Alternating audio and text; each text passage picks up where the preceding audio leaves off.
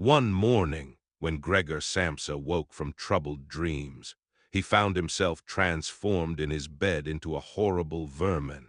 He lay on his armor-like back, and if he lifted his head a little, he could see his brown belly, slightly domed and divided by arches into stiff sections. The bedding was hardly able to cover it and seemed ready to slide off any moment. His many legs, pitifully thin compared with the size of the rest of him, waved about helplessly as he looked. "What's happened to me?" he thought. It wasn't a dream. His room, a proper human room although a little too small, lay peacefully between its four familiar walls. A collection of textile samples lay spread out on the table.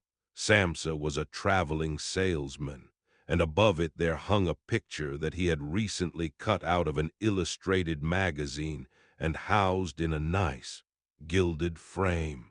It showed a lady fitted out with a fur hat and fur boa who sat upright, raising a heavy fur muff that covered the whole of her lower arm towards the viewer.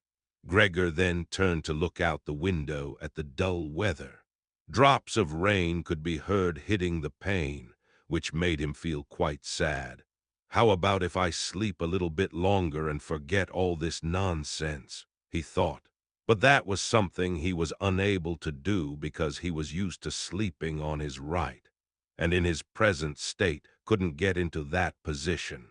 However hard he threw himself onto his right, he always rolled back to where he was. He must have tried it 100 times, shut his eyes so that he wouldn't have to look at the floundering legs, and only stopped when he began to feel a mild, dull pain there that he had never felt before. "Oh, God," he thought, "what a strenuous career it is that I've chosen, traveling day in and day out. Doing business like this takes much more effort than doing your own business at home. And on top of that, there's the curse of traveling, worries about making train connections, bad and irregular food, contact with different people all the time so that you can never get to know anyone or become friendly with them. It can all go to hell." He felt a slight itch up on his belly, pushed himself slowly up on his back towards the headboard so that he could lift his head better, found where the itch was, and saw that it was covered with lots of little white spots which he didn't know what to make of. And when he tried to feel the place with one of his legs, he drew it quickly back, because as soon as he touched it, he was overcome by a cold shudder. He slid back into his former position. "Getting up early all the time," he thought. "It makes you stupid. You've got to get enough sleep. Other traveling salesmen live a life of luxury. For instance, whenever I go back to the guest house during the morning to copy out the contract, these gentlemen are always still sitting there eating their breakfasts. I ought to just try that with my boss. I'd get kicked out on the spot. But who knows, maybe that would be the best thing for me. If I didn't have my parents to think about, I'd have given in my notice a long time ago. I'd have gone up to the boss and told him just what I think. Tell him everything I would, let him know just what I feel. He'd fall right off his desk, and it's a funny sort of business to be sitting up there at your desk, talking down at your subordinates from up there. Especially when you have to go right up close because the boss is hard of hearing. Well, there's still some hope. Once I've got the money together to pay off my parents' debt to him, another 5 or 6 years, I suppose, that's definitely what I'll do. That's when I'll make the big change. First of all, though, I've got to get up. My train leaves at 5. And he looked over at the alarm clock, ticking on the chest of drawers. God in heaven, he thought. It was 6:30, and the hands were quietly moving forwards. It was even later than 7:30, more like 7:15, had the alarm clock not rung. He could see from the bed that it had been set for 4 o'clock as it should have been. It certainly must have rung. Yes, but was it possible to quietly sleep through that furniture-rattling noise? True. He had not slept peacefully. but probably all the more deeply because of that. What should he do now? The next train went at 7. If he were to catch that, he would have to rush like mad, and the collection of samples was still not packed. And he did not at all feel particularly fresh and lively. And even if he did catch the train, he would not avoid his boss's anger, as the office assistant would have been there to see the 5 o'clock train go. He would have put in his report about Gregor's not being there a long time ago. The office assistant was the boss's man, spineless, and with no understanding. What about if he reported sick? But that would be extremely strained and suspicious, as in 5 years of service Gregor had never once yet been ill. His boss would certainly come round with the doctor from the medical insurance company, accuse his parents of having a lazy son, and accept the doctor's recommendation not to make any claim, as the doctor believed that no one was ever ill, but that many were work-shy. And what's more, would he have been entirely wrong in this case?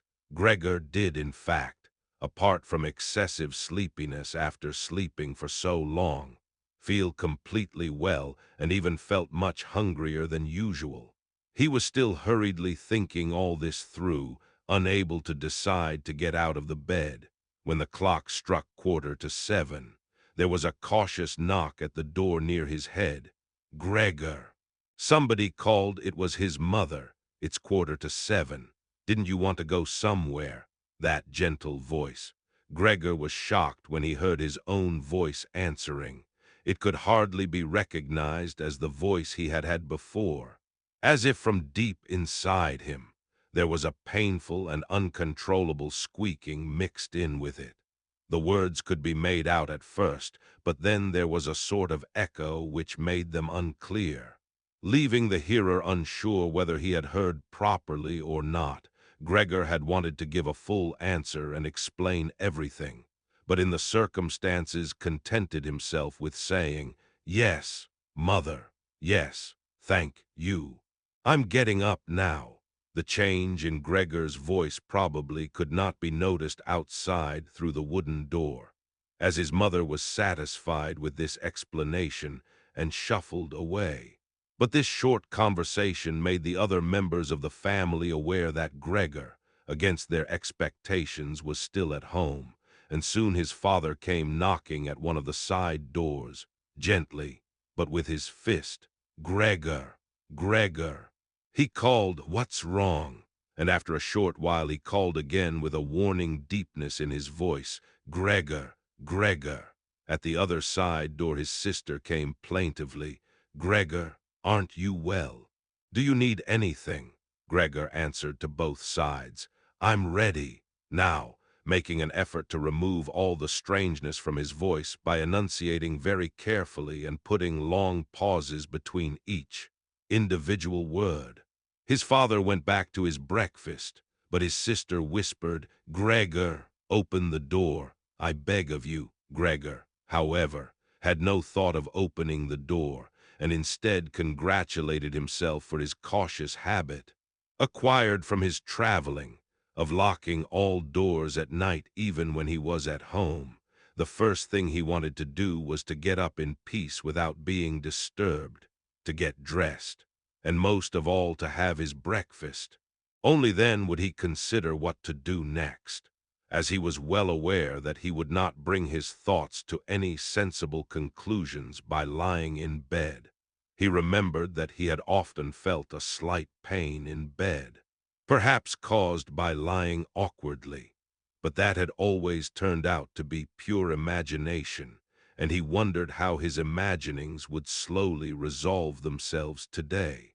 He did not have the slightest doubt that the change in his voice was nothing more than the first sign of a serious cold, which was an occupational hazard for traveling salesmen. It was a simple matter to throw off the covers. He only had to blow himself up a little and they fell off by themselves, but it became difficult after that, especially as he was so exceptionally broad. He would have used his arms and his hands to push himself up, But instead of them, he only had all those little legs continuously moving in different directions, and which he was moreover unable to control. If he wanted to bend one of them, then that was the first one that would stretch itself out, and if he finally managed to do what he wanted with that leg, all the others seemed to be set free and would move about painfully. This is something that can't be done in bed, Gregor said to himself, so don't keep trying to do it. The first thing he wanted to do was get the lower part of his body out of the bed, but he had never seen this lower part, and could not imagine what it looked like. It turned out to be too hard to move. It went so slowly, and finally, almost in a frenzy, when he carelessly shoved himself forwards with all the force he could gather. He chose the wrong direction, hit hard against the lower bedpost, and learned from the burning pain he felt that the lower part of his body might well, at present, be the most sensitive. So then he tried to get the top part of his body out of the bed first. Carefully turning his head to the side, this he managed quite easily, and despite its breadth and its weight, the bulk of his body eventually followed slowly in the direction of the head. But when he had at last got his head out of the bed and into the fresh air, it occurred to him that if he let himself fall, it would be a miracle if his head were not injured. So he became afraid to carry on pushing himself forward the same way, and he could not knock himself out now at any price. Better to stay in bed than lose consciousness. It took just as much effort to get back to where he had been earlier, but when he lay there sighing, and was once more watching his legs as they struggled against each other even harder than before, if that was possible, he could think of no way of bringing peace and order to this chaos. He told himself once more that it was not possible for him to stay in bed, and that the most sensible thing to do would be to get free of it in whatever way he could, at whatever sacrifice. At the same time, though, he did not forget to remind himself that calm consideration was much better than rushing to desperate conclusions. At times like this, he would direct his eyes to the window and look out as clearly as he could. But unfortunately, even the other side of the narrow street was enveloped in morning fog, and the view had little confidence or cheer to offer him. 7 o'clock already, he said to himself when the clock struck again. 7 o'clock, and there's still a fog like this, and he lay there quietly a while longer, breathing lightly as if he perhaps expected the total stillness to bring things back to their real and natural state. But then he said to himself, before it strikes 7:15, I'll definitely have to have got properly out of bed, and by then somebody will have come round from work to ask what's happened to me as well, as they open up at work before 7 o'clock. And so he set himself to the task of swinging the entire length of his body out of the bed all at the same time. If he succeeded in falling out of bed in this way and kept his head raised as he did so he could probably avoid injuring it, his back seemed to be quite hard, and probably nothing would happen to it falling onto the carpet. His main concern was for the loud noise he was bound to make, and which even through all the doors would probably raise concern if not alarm. But it was something that had to be risked. When Gregor was already sticking halfway out of the bed, the new method was more of a game than an effort. All he had to do was rock back and forth. It occurred to him how simple everything would be if somebody came to help him. 2 strong people, he had his father and the maid in mind, would have been more than enough. They would only have to push their arms under the dome of his back, peel him away from the bed, bend down with the load, and then be patient and careful as he swung over onto the floor, where, hopefully, the little legs would find a use, should he really call for help though. Even apart from the fact that all the doors were locked, despite all the difficulty he was in, He could not suppress a smile at this thought. After a while he had already moved so far across that it would have been hard for him to keep his balance if he rocked too hard. The time was now 7:10, and he would have to make a final decision very soon. Then there was a ring at the door of the flat. "That'll be someone from work," he said to himself, and froze very still, although his little legs only became all the more lively as they danced around. For a moment everything remained quiet. "They're not opening the door," Gregor said to himself, caught in some nonsensical hope. But then, of course, the maid's firm steps went to the door as ever and opened it. Gregor only needed to hear the visitor's first words of greeting, and he knew who it was, the chief clerk himself. Why did Gregor have to be the only one condemned to work for a company where they immediately became highly suspicious at the slightest shortcoming? Were all employees, every one of them, louts? Was there not one of them who was faithful and devoted, who would go so mad with pangs of conscience that he couldn't get out of bed if he didn't spend at least a couple of hours in the morning on company business? Was it really not enough to let one of the trainees make enquiries, assuming enquiries were even necessary? Did the chief clerk have to come himself? And did they have to show the whole innocent family that this was so suspicious that only the chief clerk could be trusted to have the wisdom to investigate it? And more because these thoughts had made him upset than through any proper decision. He swung himself with all his force out of the bed. There was a loud thump, but it wasn't really a loud noise. His fall was softened a little by the carpet, and Gregor's back was also more elastic than he had thought, which made the sound muffled and not too noticeable. He had not held his head carefully enough, though, and hit it as he fell, annoyed and in pain. He turned it and rubbed it against the carpet. "Something's fallen down in there," said the chief clerk in the room on the left. Gregor tried to imagine whether something of the sort that had happened to him today could ever happen to the chief clerk too. You had to concede that it was possible. But as if in gruff reply to this question, the chief clerk's firm footsteps in his highly polished boots could now be heard in the adjoining room. From the room on his right, Gregor's sister whispered to him to let him know. "Gregor, the chief clerk is here." "Yes, I know," said Gregor to himself, but without daring to raise his voice loud enough for his sister to hear him. "Gregor," said his father now from the room to his left, "the chief clerk has come round and wants to know why you didn't leave on the early train. We don't know what to say to him, and anyway, he wants to speak to you personally, so please open up this door. I'm sure he'll be good enough to forgive the untidiness of your room." Then the chief clerk called, "Good morning, Mr. Samsa." "He isn't well," said his mother to the chief clerk, while his father continued to speak through the door. "He isn't well, please believe me. Why else would Gregor have missed a train? The lad only ever thinks about the business. It nearly makes me cross the way he never goes out in the evenings. He's been in town for a week now, but stayed home every evening. He sits with us in the kitchen and just reads the paper or studies train timetables.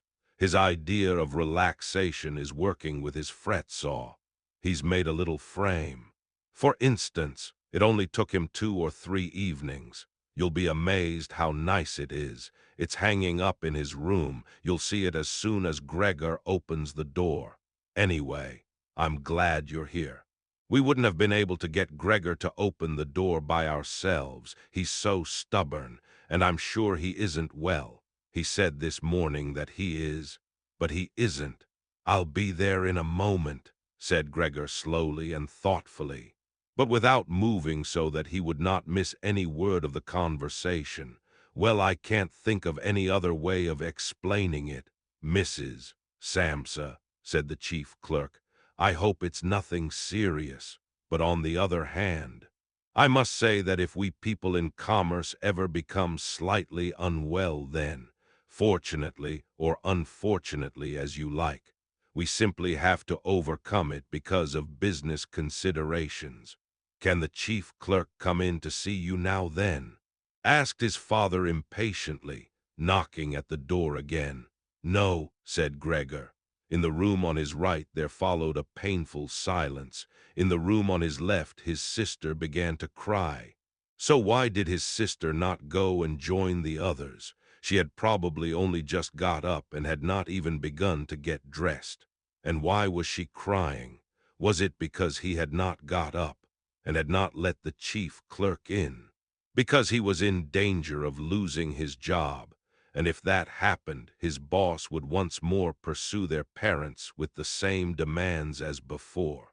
There was no need to worry about things like that yet. Gregor was still there and had not the slightest intention of abandoning his family. For the time being he just lay there on the carpet, and no one who knew the condition he was in would seriously have expected him to let the chief clerk in. It was only a minor discourtesy, and a suitable excuse could easily be found for it later on. It was not something for which Gregor could be sacked on the spot, and it seemed to Gregor much more sensible to leave him now in peace instead of disturbing him with talking at him and crying. But the others didn't know what was happening. They were worried. That would excuse their behavior. The chief clerk now raised his voice. Mr. Samsa, he called to him. What is wrong? You barricade yourself in your room. Give us no more than yes or no for an answer. You are causing serious and unnecessary concern to your parents, and you fail. And I mention this just by the way. You fail to carry out your business duties in a way that is quite unheard of. I'm speaking here on behalf of your parents and of your employer, and really must request a clear and immediate explanation. I am astonished, quite astonished. I thought I knew you as a calm and sensible person. And now you suddenly seem to be showing off with peculiar whims. This morning, your employer did suggest a possible reason for your failure to appear. It's true. It had to do with the money that was recently entrusted to you, but I came near to giving him my word of honor that that could not be the right explanation. But now that I see your incomprehensible stubbornness, I no longer feel any wish whatsoever to intercede on your behalf, and nor is your position all that secure.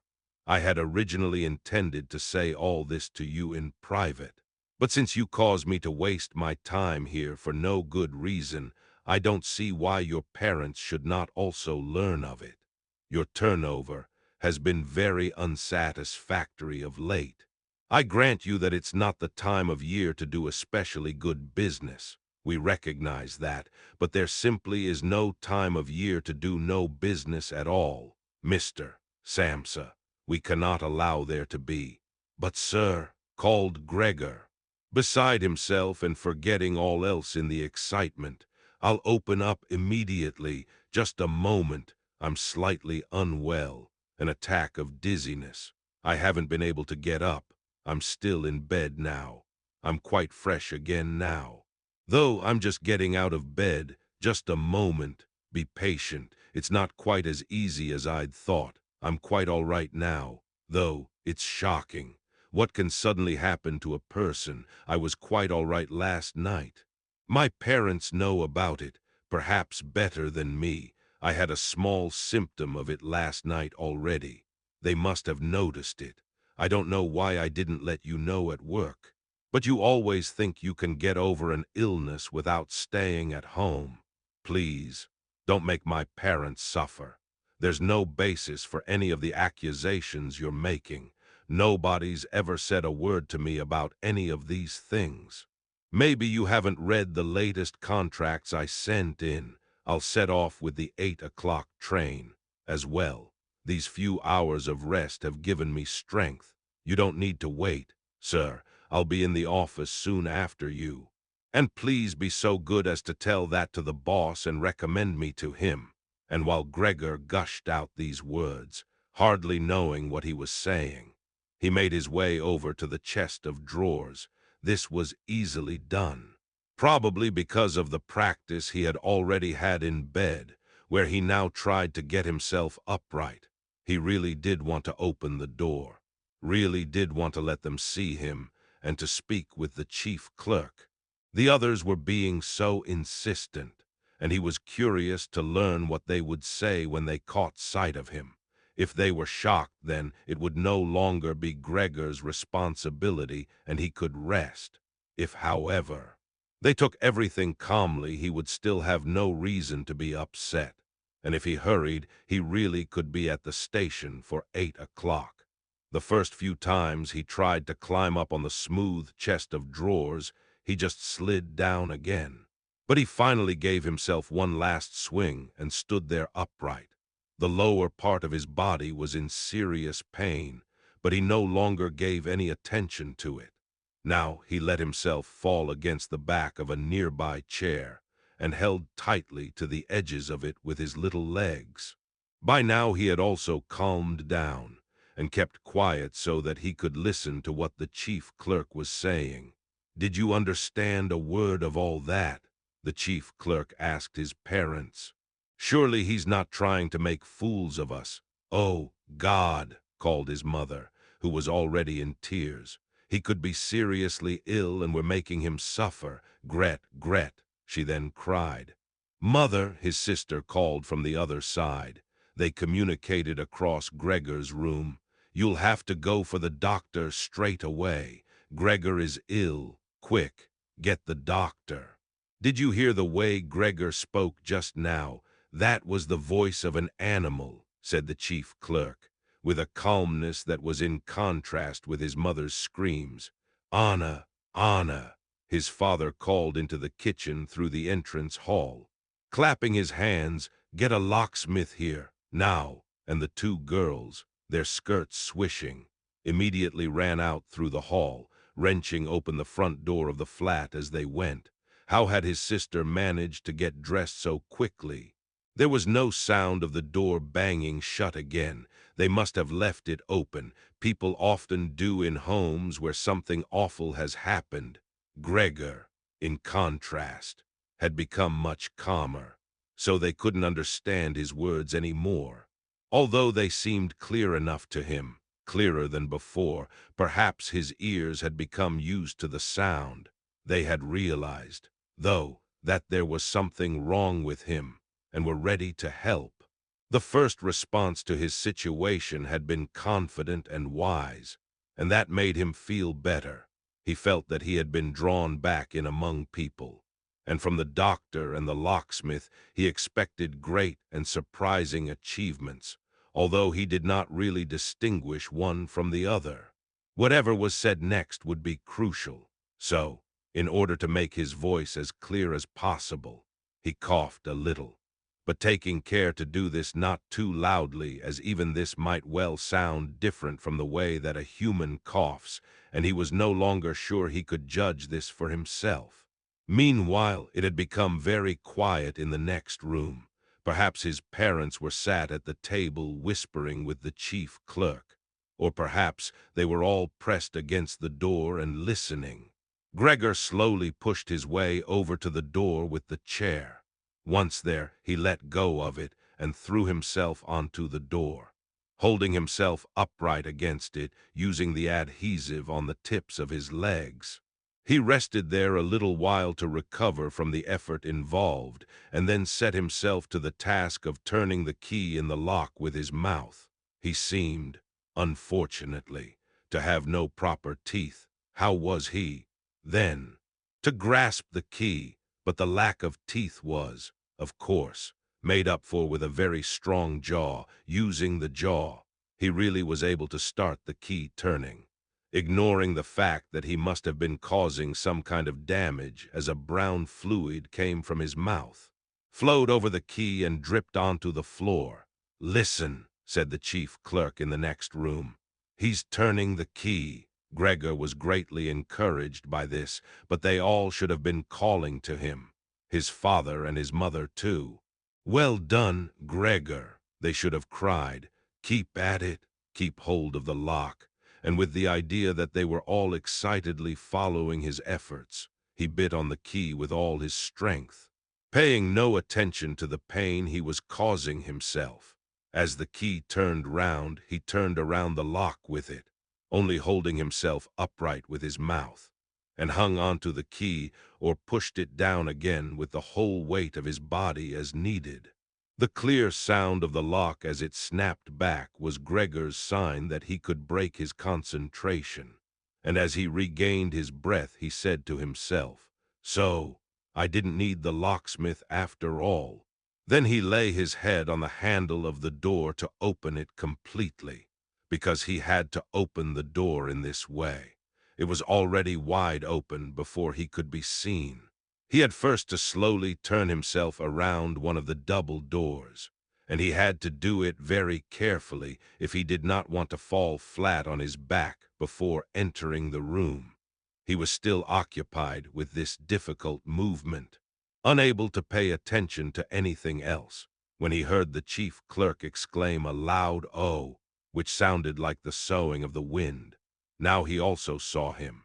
He was the nearest to the door, his hand pressed against his open mouth and slowly retreating as if driven by a steady and invisible force.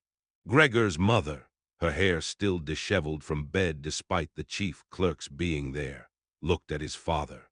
Then she unfolded her arms, took 2 steps forward towards Gregor, and sank down onto the floor into her skirts that spread themselves out around her as her head disappeared down onto her breast. His father looked hostile and clenched his fists as if wanting to knock Gregor back into his room. Then he looked uncertainly round the living room, covered his eyes with his hands, and wept so that his powerful chest shook. So Gregor did not go into the room, but leant against the inside of the other door, which was still held bolted in place. In this way, only half of his body could be seen, along with his head above it, which he leant over to one side as he peered out at the others. Meanwhile, the day had become much lighter. Part of the endless, gray-black building on the other side of the street, which was a hospital, could be seen quite clearly with the austere and regular line of windows piercing its facade. The rain was still falling, now throwing down large, individual droplets which hit the ground one at a time. The washing up from breakfast lay on the table. There was so much of it because, for Gregor's father, breakfast was the most important meal of the day, and he would stretch it out for several hours as he sat reading a number of different newspapers. On the wall exactly opposite, there was a photograph of Gregor when he was a lieutenant in the army, his sword in his hand and a carefree smile on his face as he called forth respect for his uniform and bearing. The door to the entrance hall was open, and as the front door of the flat was also open, he could see onto the landing and the stairs where they began their way down below. "Now then," said Gregor, well aware that he was the only one to have kept calm, "I'll get dressed straight away now, pack up my samples and set off. Will you please just let me leave? You can see," he said to the chief clerk, "that I'm not stubborn and I like to do my job. Being a commercial traveler is arduous, but without traveling I couldn't earn my living. So where are you going?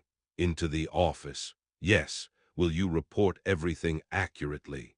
Then, it's quite possible for someone to be temporarily unable to work, but that's just the right time to remember what's been achieved in the past and consider that later on, once the difficulty has been removed. He will certainly work with all the more diligence and concentration. You're well aware that I'm seriously in debt to our employer, as well as having to look after my parents and my sister, so that I'm trapped in a difficult situation. But I will work my way out of it again. Please don't make things any harder for me than they are already, and don't take sides against me at the office. I know that nobody likes the travelers. They think we earn an enormous wage as well as having a soft time of it. That's just prejudice, but they have no particular reason to think better of it. But you, sir, you have a better overview than the rest of the staff. In fact, if I can say this in confidence, a better overview than the boss himself. It's very easy for a businessman like him to make mistakes about his employees and judge them more harshly than he should. And you're also well aware that we travelers spend almost the whole year away from the office, so that we can very easily fall victim to gossip and chance and groundless complaints. And it's almost impossible to defend yourself from that sort of thing. We don't usually even hear about them. Or if at all, it's when we arrive back home exhausted from a trip.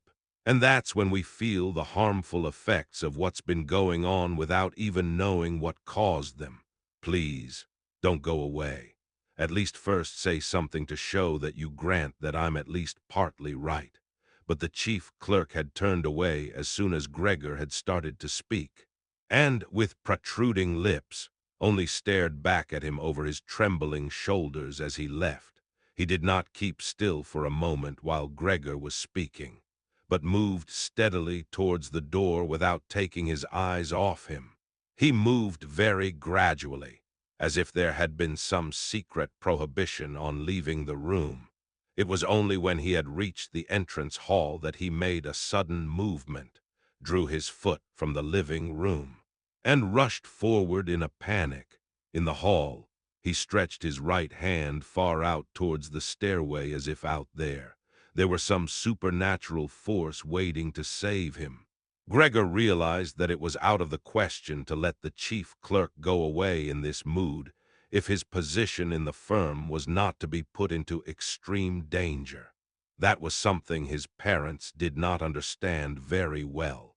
Over the years, they had become convinced that this job would provide for Gregor for his entire life, and besides, they had so much to worry about at present that they had lost sight of any thought for the future.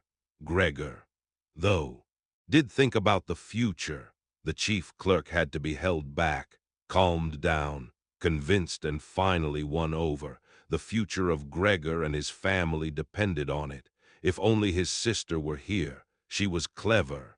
She was already in tears while Gregor was still lying peacefully on his back. And the chief clerk was a lover of women. Surely she could persuade him. She would close the front door in the entrance hall and talk him out of his shocked state. But his sister was not there.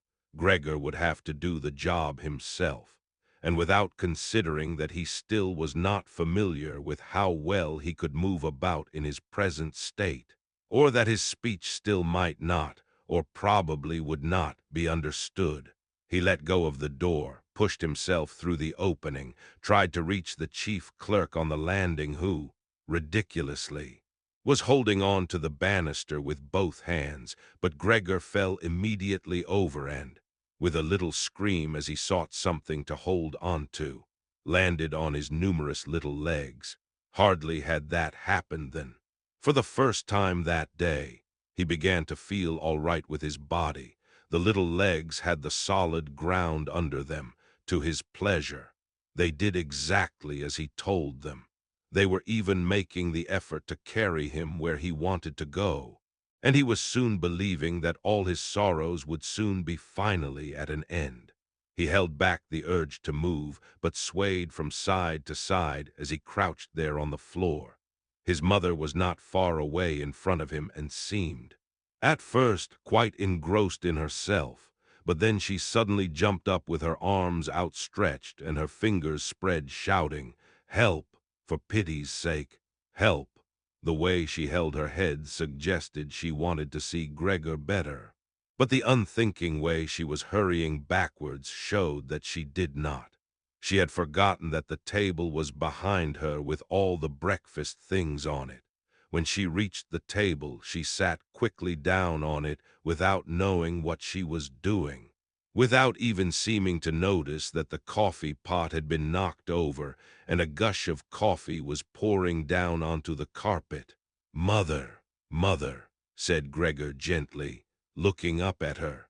He had completely forgotten the chief clerk for the moment, but could not help himself snapping in the air with his jaws at the sight of the flow of coffee. That set his mother screaming anew. She fled from the table and into the arms of his father as he rushed towards her. Gregor, though, had no time to spare for his parents now. The chief clerk had already reached the stairs, with his chin on the banister. He looked back for the last time. Gregor made a run for him. He wanted to be sure of reaching him. The chief clerk must have expected something, as he leapt down several steps at once and disappeared, his shouts resounding all around the staircase. The flight of the chief clerk seemed, unfortunately, to put Gregor's father into a panic as well. Until then he had been relatively self-controlled. But now, instead of running after the chief clerk himself, or at least not impeding Gregor as he ran after him, Gregor's father seized the chief clerk's stick in his right hand. The chief clerk had left it behind on a chair, along with his hat and overcoat, picked up a large newspaper from the table with his left, and used them to drive Gregor back into his room, stamping his foot at him as he went.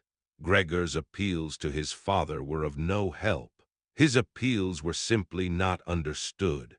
However much he humbly turned his head, his father merely stamped his foot all the harder across the room, despite the chilly weather. Gregor's mother had pulled open a window, leant far out of it, and pressed her hands to her face. A strong draft of air flew in from the street towards the stairway. The curtains flew up. The newspapers on the table fluttered, and some of them were blown onto the floor. Nothing would stop Gregor's father as he drove him back, making hissing noises at him like a wild man. Gregor had never had any practice in moving backwards and was only able to go very slowly. If Gregor had only been allowed to turn round, he would have been back in his room straight away. But he was afraid that if he took the time to do that, his father would become impatient. And there was the threat of a lethal blow to his back or head from the stick in his father's hand any moment. Eventually, though, Gregor realized that he had no choice as he saw, to his disgust, that he was quite incapable of going backwards in a straight line, so he began, as quickly as possible and with frequent anxious glances at his father, to turn himself round. It went very slowly, but perhaps his father was able to see his good intentions as he did nothing to hinder him. In fact, now and then, he used the tip of his stick to give directions from a distance as to which way to turn. If only his father would stop that unbearable hissing. It was making Gregor quite confused. When he had nearly finished turning round, still listening to that hissing, he made a mistake and turned himself back a little the way he had just come. He was pleased when he finally had his head in front of the doorway, but then saw that it was too narrow, and his body was too broad to get through it without further difficulty.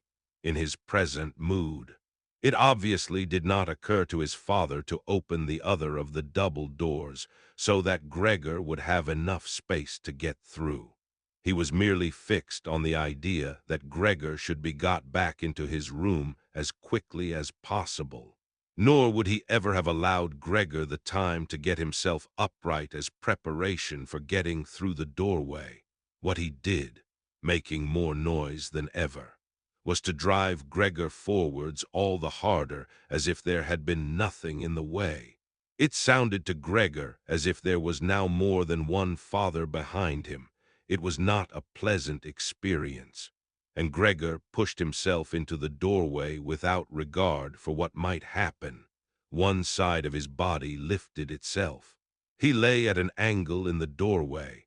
One flank scraped on the white door and was painfully injured, leaving vile brown flecks on it.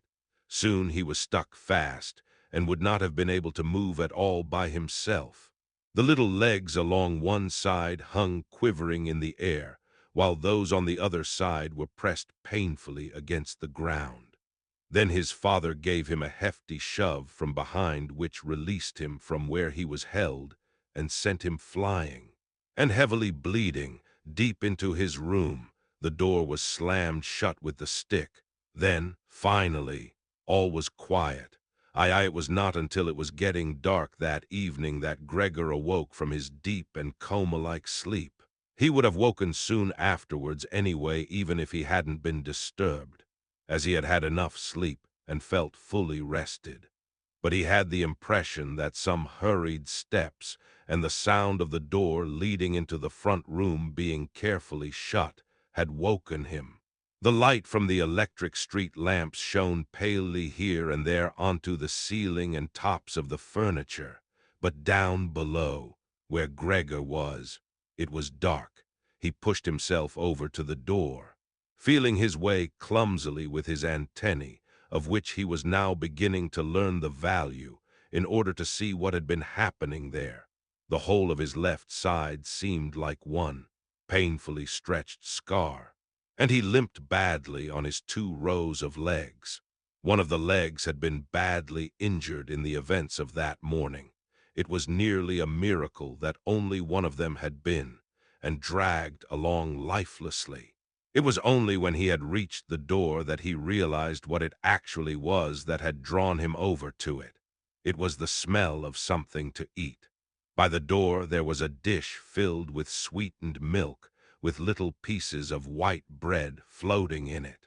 He was so pleased he almost laughed, as he was even hungrier than he had been that morning, and immediately dipped his head into the milk, nearly covering his eyes with it.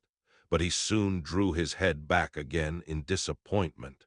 Not only did the pain in his tender left side make it difficult to eat the food, he was only able to eat if his whole body worked together as a snuffling whole. But the milk did not taste at all nice. Milk like this was normally his favorite drink, and his sister had certainly left it there for him because of that. But he turned, almost against his own will, away from the dish and crawled back into the center of the room. Through the crack in the door, Gregor could see that the gas had been lit in the living room.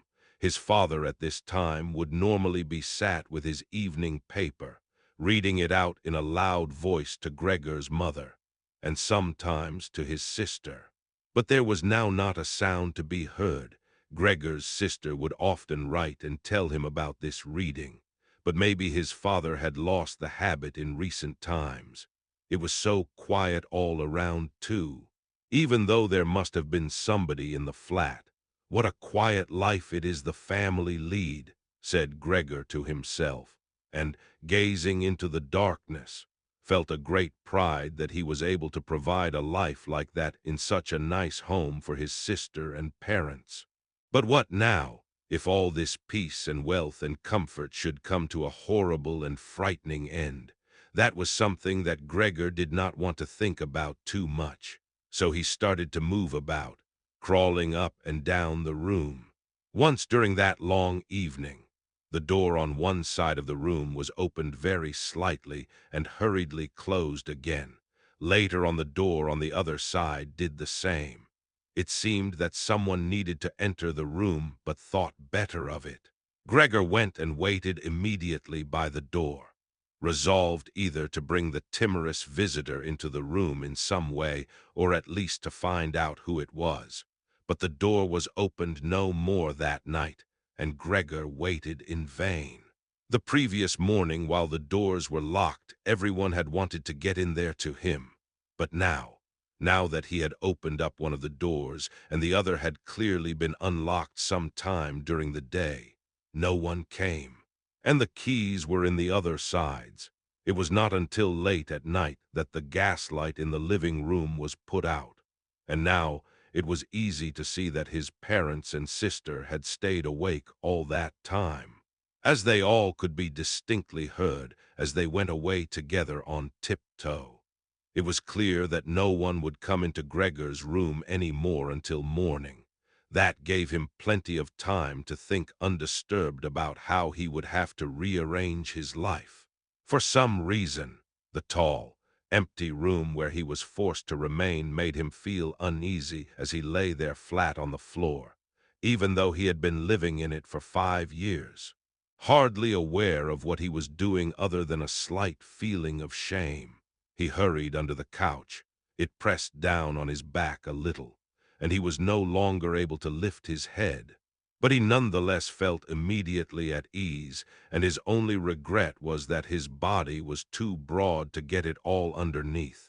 He spent the whole night there. Some of the time he passed in a light sleep, although he frequently woke from it in alarm because of his hunger, and some of the time was spent in worries and vague hopes which, however, always led to the same conclusion. For the time being he must remain calm. He must show patience and the greatest consideration so that his family could bear the unpleasantness that he, in his present condition, was forced to impose on them. Gregor soon had the opportunity to test the strength of his decisions. As early the next morning, almost before the night had ended, his sister, nearly fully dressed, opened the door from the front room and looked anxiously in. She did not see him straight away, but when she did notice him under the couch, he had to be somewhere. For God's sake, he couldn't have flown away. She was so shocked that she lost control of herself and slammed the door shut again from outside.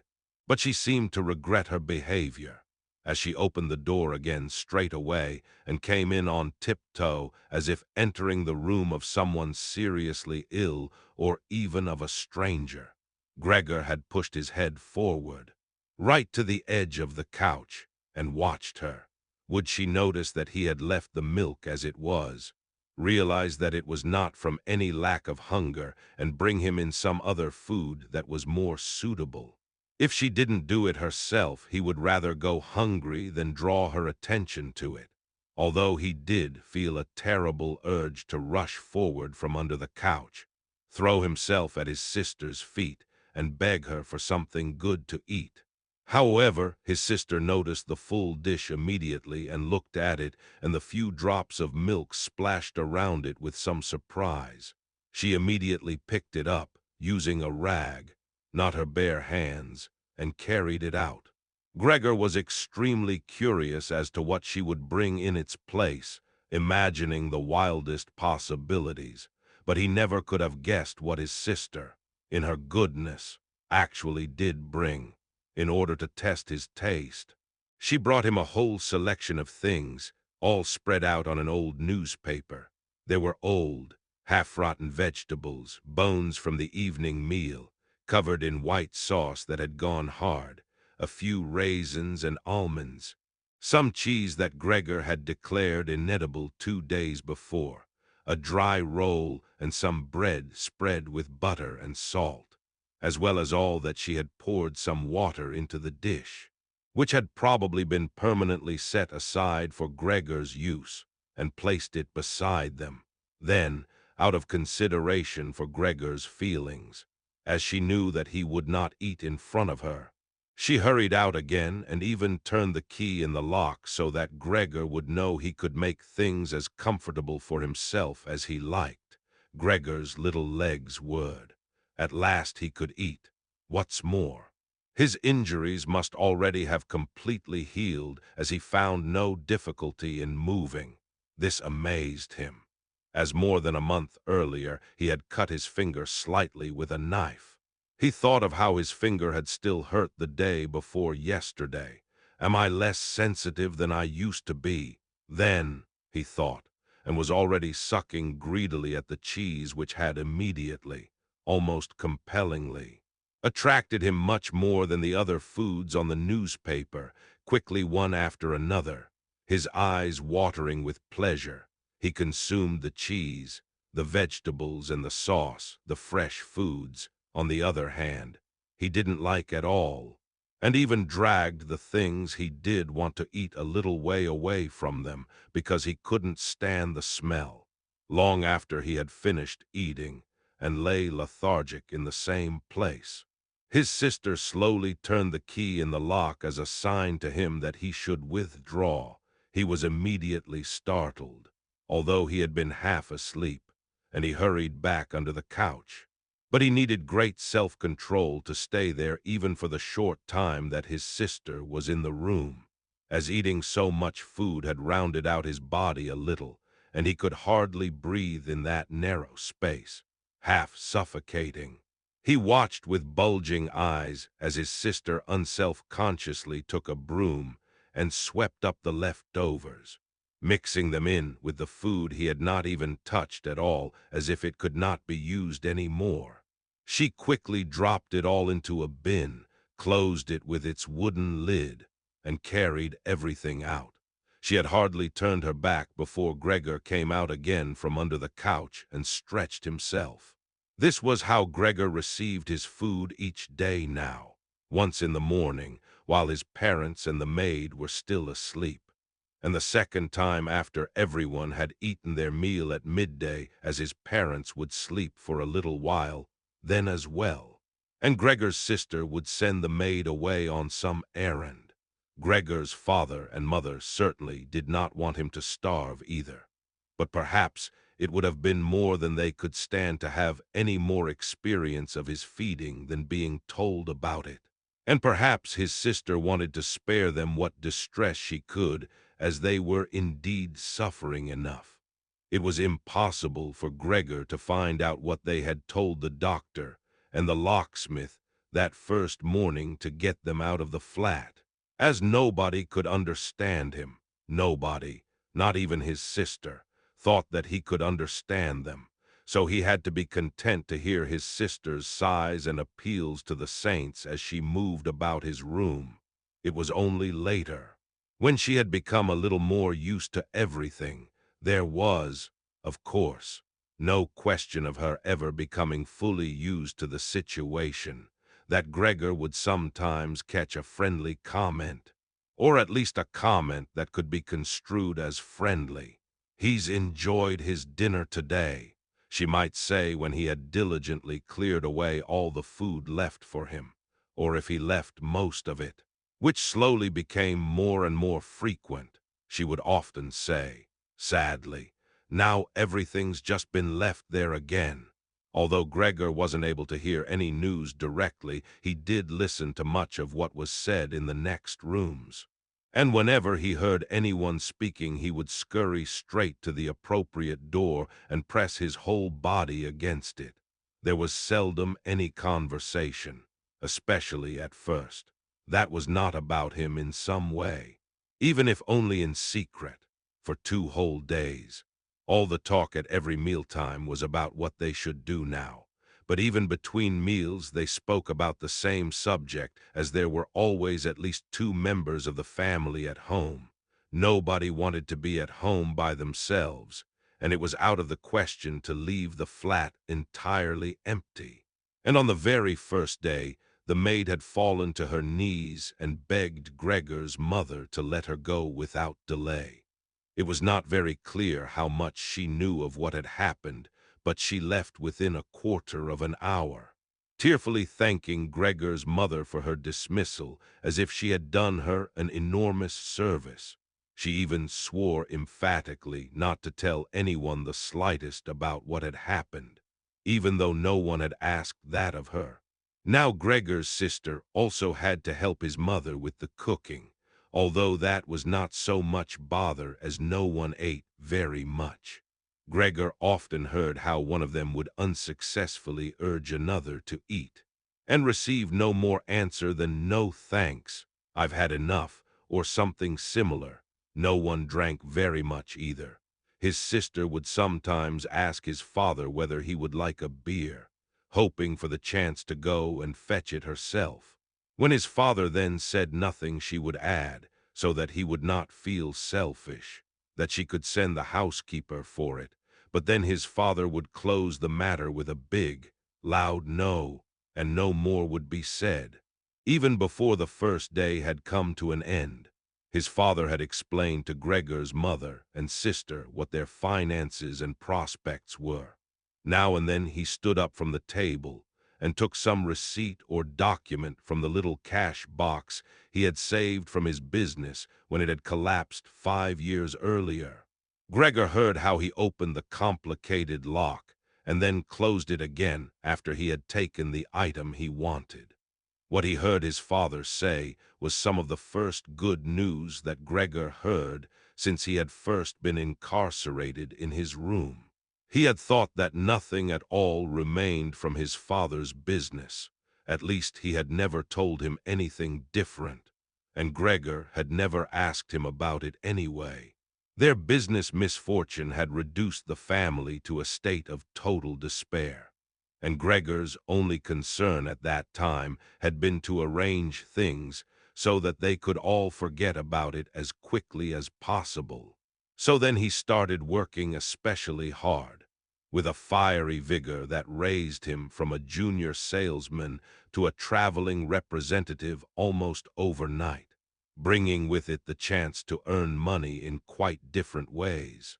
Gregor converted his success at work straight into cash that he could lay on the table at home for the benefit of his astonished and delighted family. They had been good times, and they had never come again, at least not with the same splendor. Even though Gregor had later earned so much that he was in a position to bear the costs of the whole family, and did bear them. They had even got used to it, both Gregor and the family.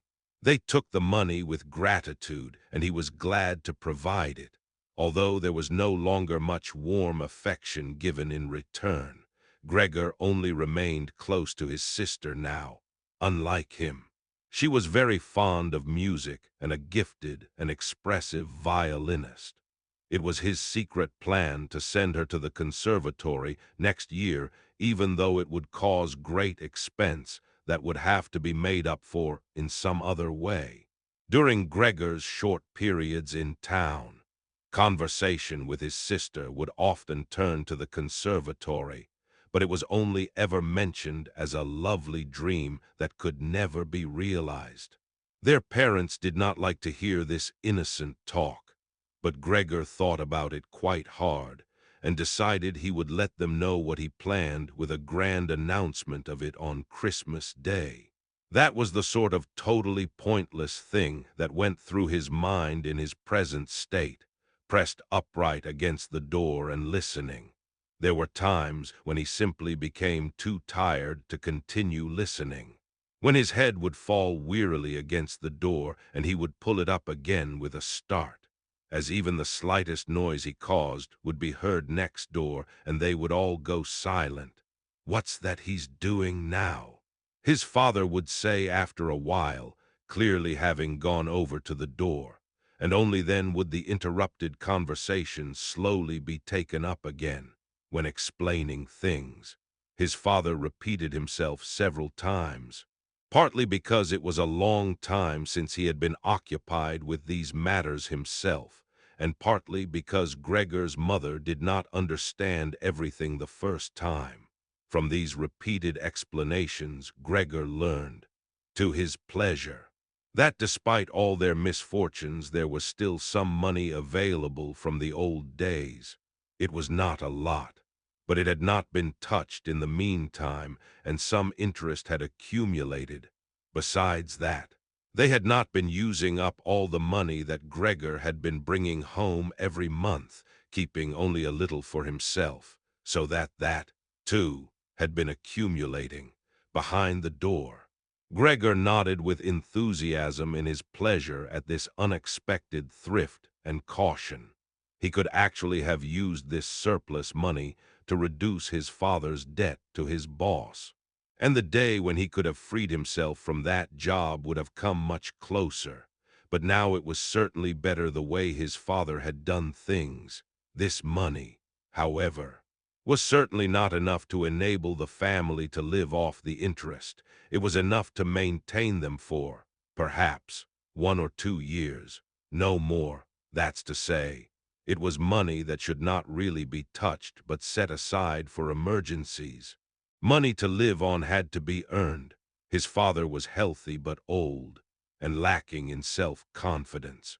During the 5 years that he had not been working, the first holiday in a life that had been full of strain and no success, He had put on a lot of weight and become very slow and clumsy. Would Gregor's elderly mother now have to go and earn money? She suffered from asthma, and it was a strain for her just to move about the home. Every other day would be spent struggling for breath on the sofa by the open window.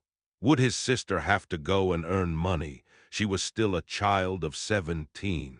Her life up till then had been very enviable, consisting of wearing nice clothes, sleeping late, helping out in the business, joining in with a few modest pleasures, and most of all playing the violin.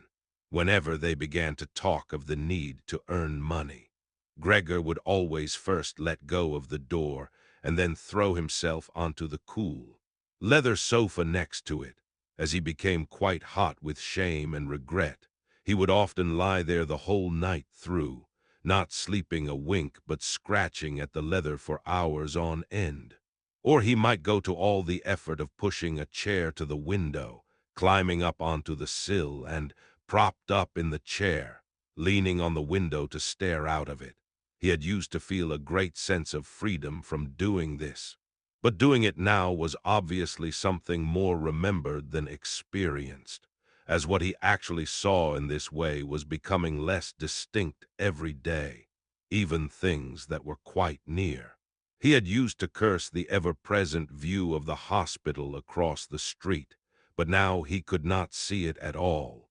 And if he had not known that he lived in Charlottenstrasse, which was a quiet street despite being in the middle of the city, he could have thought that he was looking out the window at a barren waste where the gray sky and the gray earth mingled inseparably.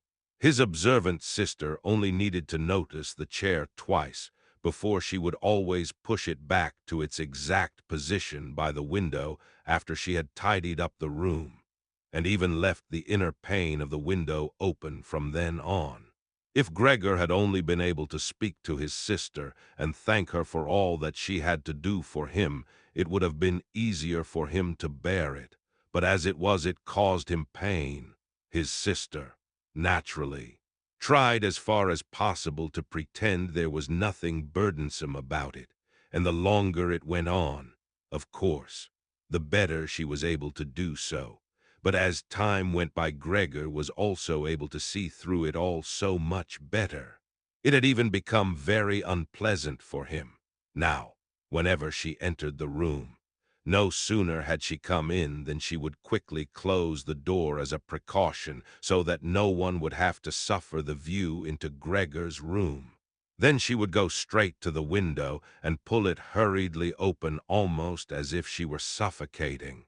Even if it was cold, she would stay at the window breathing deeply for a little while. She would alarm Gregor twice a day with this running about and noise-making. He would stay under the couch shivering the whole while, knowing full well that she would certainly have liked to spare him this ordeal. But it was impossible for her to be in the same room with him with the windows closed. One day, about a month after Gregor's transformation, when his sister no longer had any particular reason to be shocked at his appearance, she came into the room a little earlier than usual and found him still staring out the window, motionless, and just where he would be most horrible in itself.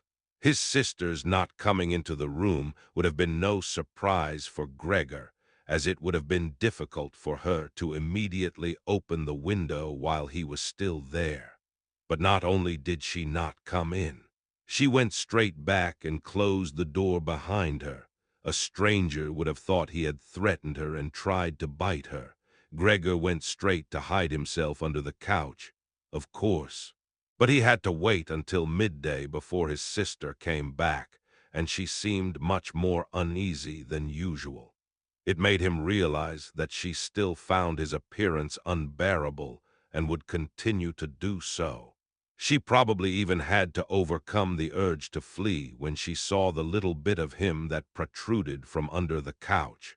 One day, in order to spare her even this sight, he spent 4 hours carrying the bedsheet over to the couch on his back and arranged it so that he was completely covered, and his sister would not be able to see him even if she bent down. If she did not think this sheet was necessary, then all she had to do was take it off again, as it was clear enough that it was no pleasure for Gregor to cut himself off so completely. She left the sheet where it was. Gregor even thought he glimpsed a look of gratitude one time when he carefully looked out from under the sheet to see how his sister liked the new arrangement.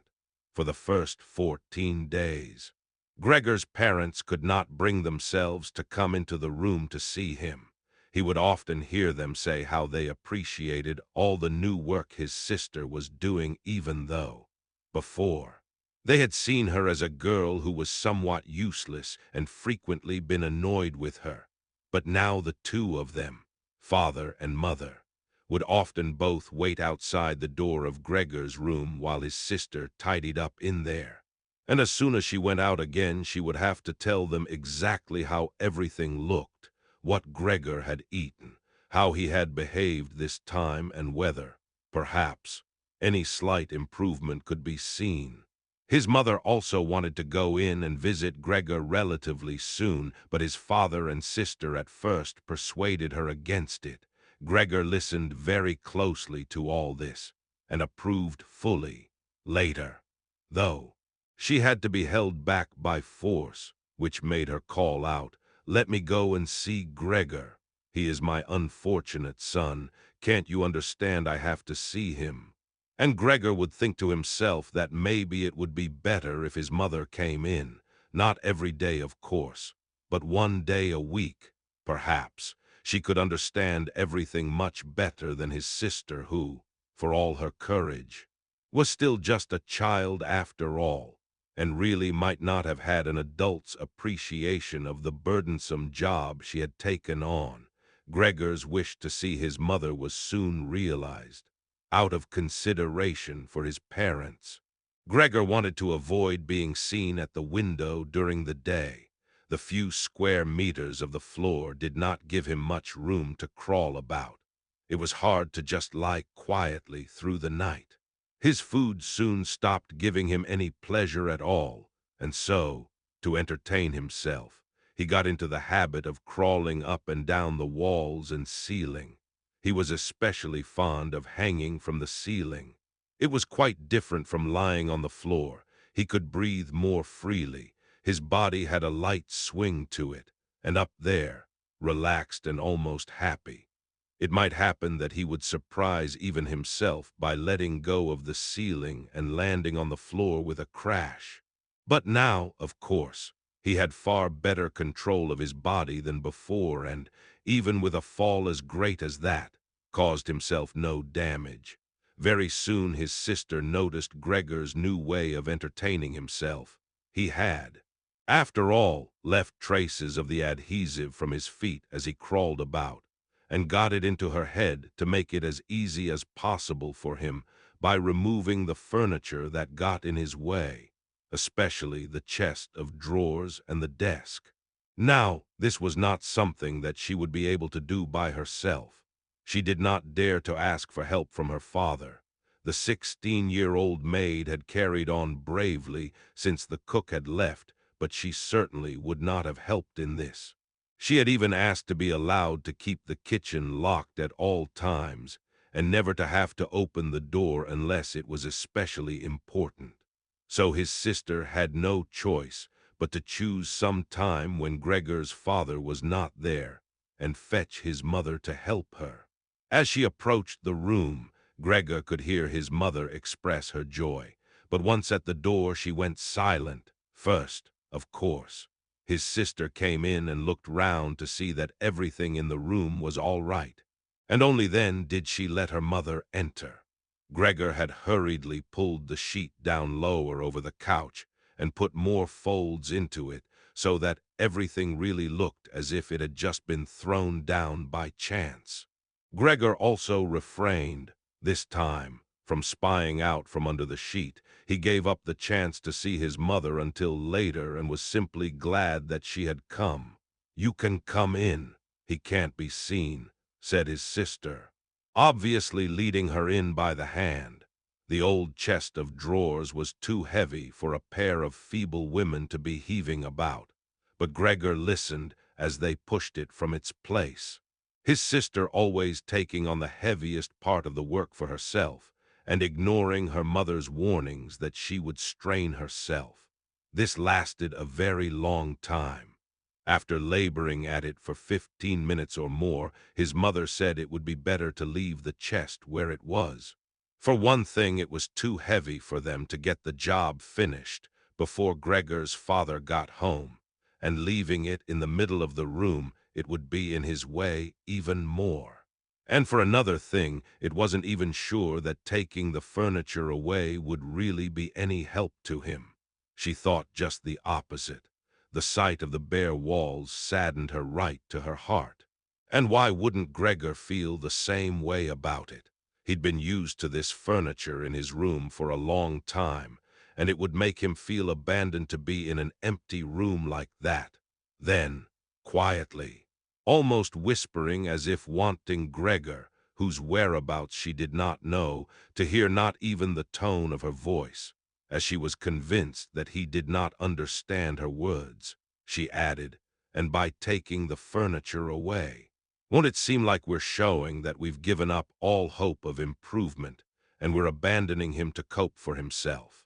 I think it'd be best to leave the room exactly the way it was before, so that, when Gregor comes back to us again, he'll find everything unchanged, and he'll be able to forget the time in between all the easier."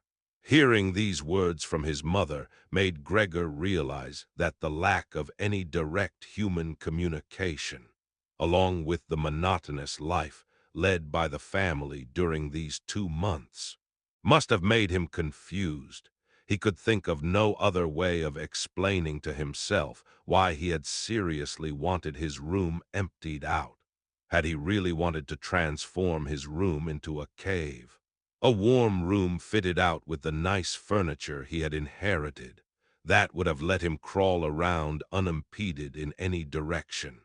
But it would also have let him quickly forget his past when he had still been human. He had come very close to forgetting, and it had only been the voice of his mother, unheard for so long, that had shaken him out of it. Nothing should be removed. Everything had to stay. He could not do without the good influence the furniture had on his condition, and if the furniture made it difficult for him to crawl about mindlessly, that was not a loss but a great advantage. His sister, unfortunately, did not agree. She had become used to the idea, not without reason, that she was Gregor's spokesman to his parents about the things that concerned him. This meant that his mother's advice now was sufficient reason for her to insist on removing not only the chest of drawers and the desk, as she had thought at first, but all the furniture apart from the all-important couch. It was more than childish perversity, of course, or the unexpected confidence she had recently acquired, that made her insist. She had indeed noticed that Gregor needed a lot of room to crawl about in, whereas the furniture, as far as anyone could see, was of no use to him at all. Girls of that age, though, do become enthusiastic about things and feel they must get their way whenever they can. Perhaps this was what tempted Gret to make Gregor's situation seem even more shocking than it was, so that she could do even more for him. Gret would probably be the only one who would dare enter a room dominated by Gregor crawling about the bare walls by himself, so she refused to let her mother dissuade her. Gregor's mother already looked uneasy in his room. She soon stopped speaking and helped Gregor's sister to get the chest of drawers out with what strength she had. The chest of drawers was something that Gregor could do without if he had to, but the writing desk had to stay. Hardly had the two women pushed the chest of drawers, groaning, out of the room than Gregor poked his head out from under the couch to see what he could do about it. He meant to be as careful and considerate as he could. But, unfortunately, It was his mother who came back first, while Gret in the next room had her arms round the chest, pushing and pulling at it from side to side by herself without, of course, moving it an inch. His mother was not used to the sight of Gregor. He might have made her ill, so Gregor hurried backwards to the far end of the couch. In his startlement, though, he was not able to prevent the sheet at its front from moving a little. It was enough to attract his mother's attention. She stood very still, remained there a moment, and then went back out to Gret. Gregor kept trying to assure himself that nothing unusual was happening. It was just a few pieces of furniture being moved after all, but he soon had to admit that the women going to and fro, their little calls to each other, the scraping of the furniture on the floor, all these things made him feel as if he were being assailed from all sides, with his head and legs pulled in against him and his body pressed to the floor. He was forced to admit to himself that he could not stand all of this much longer. They were emptying his room out, taking away everything that was dear to him.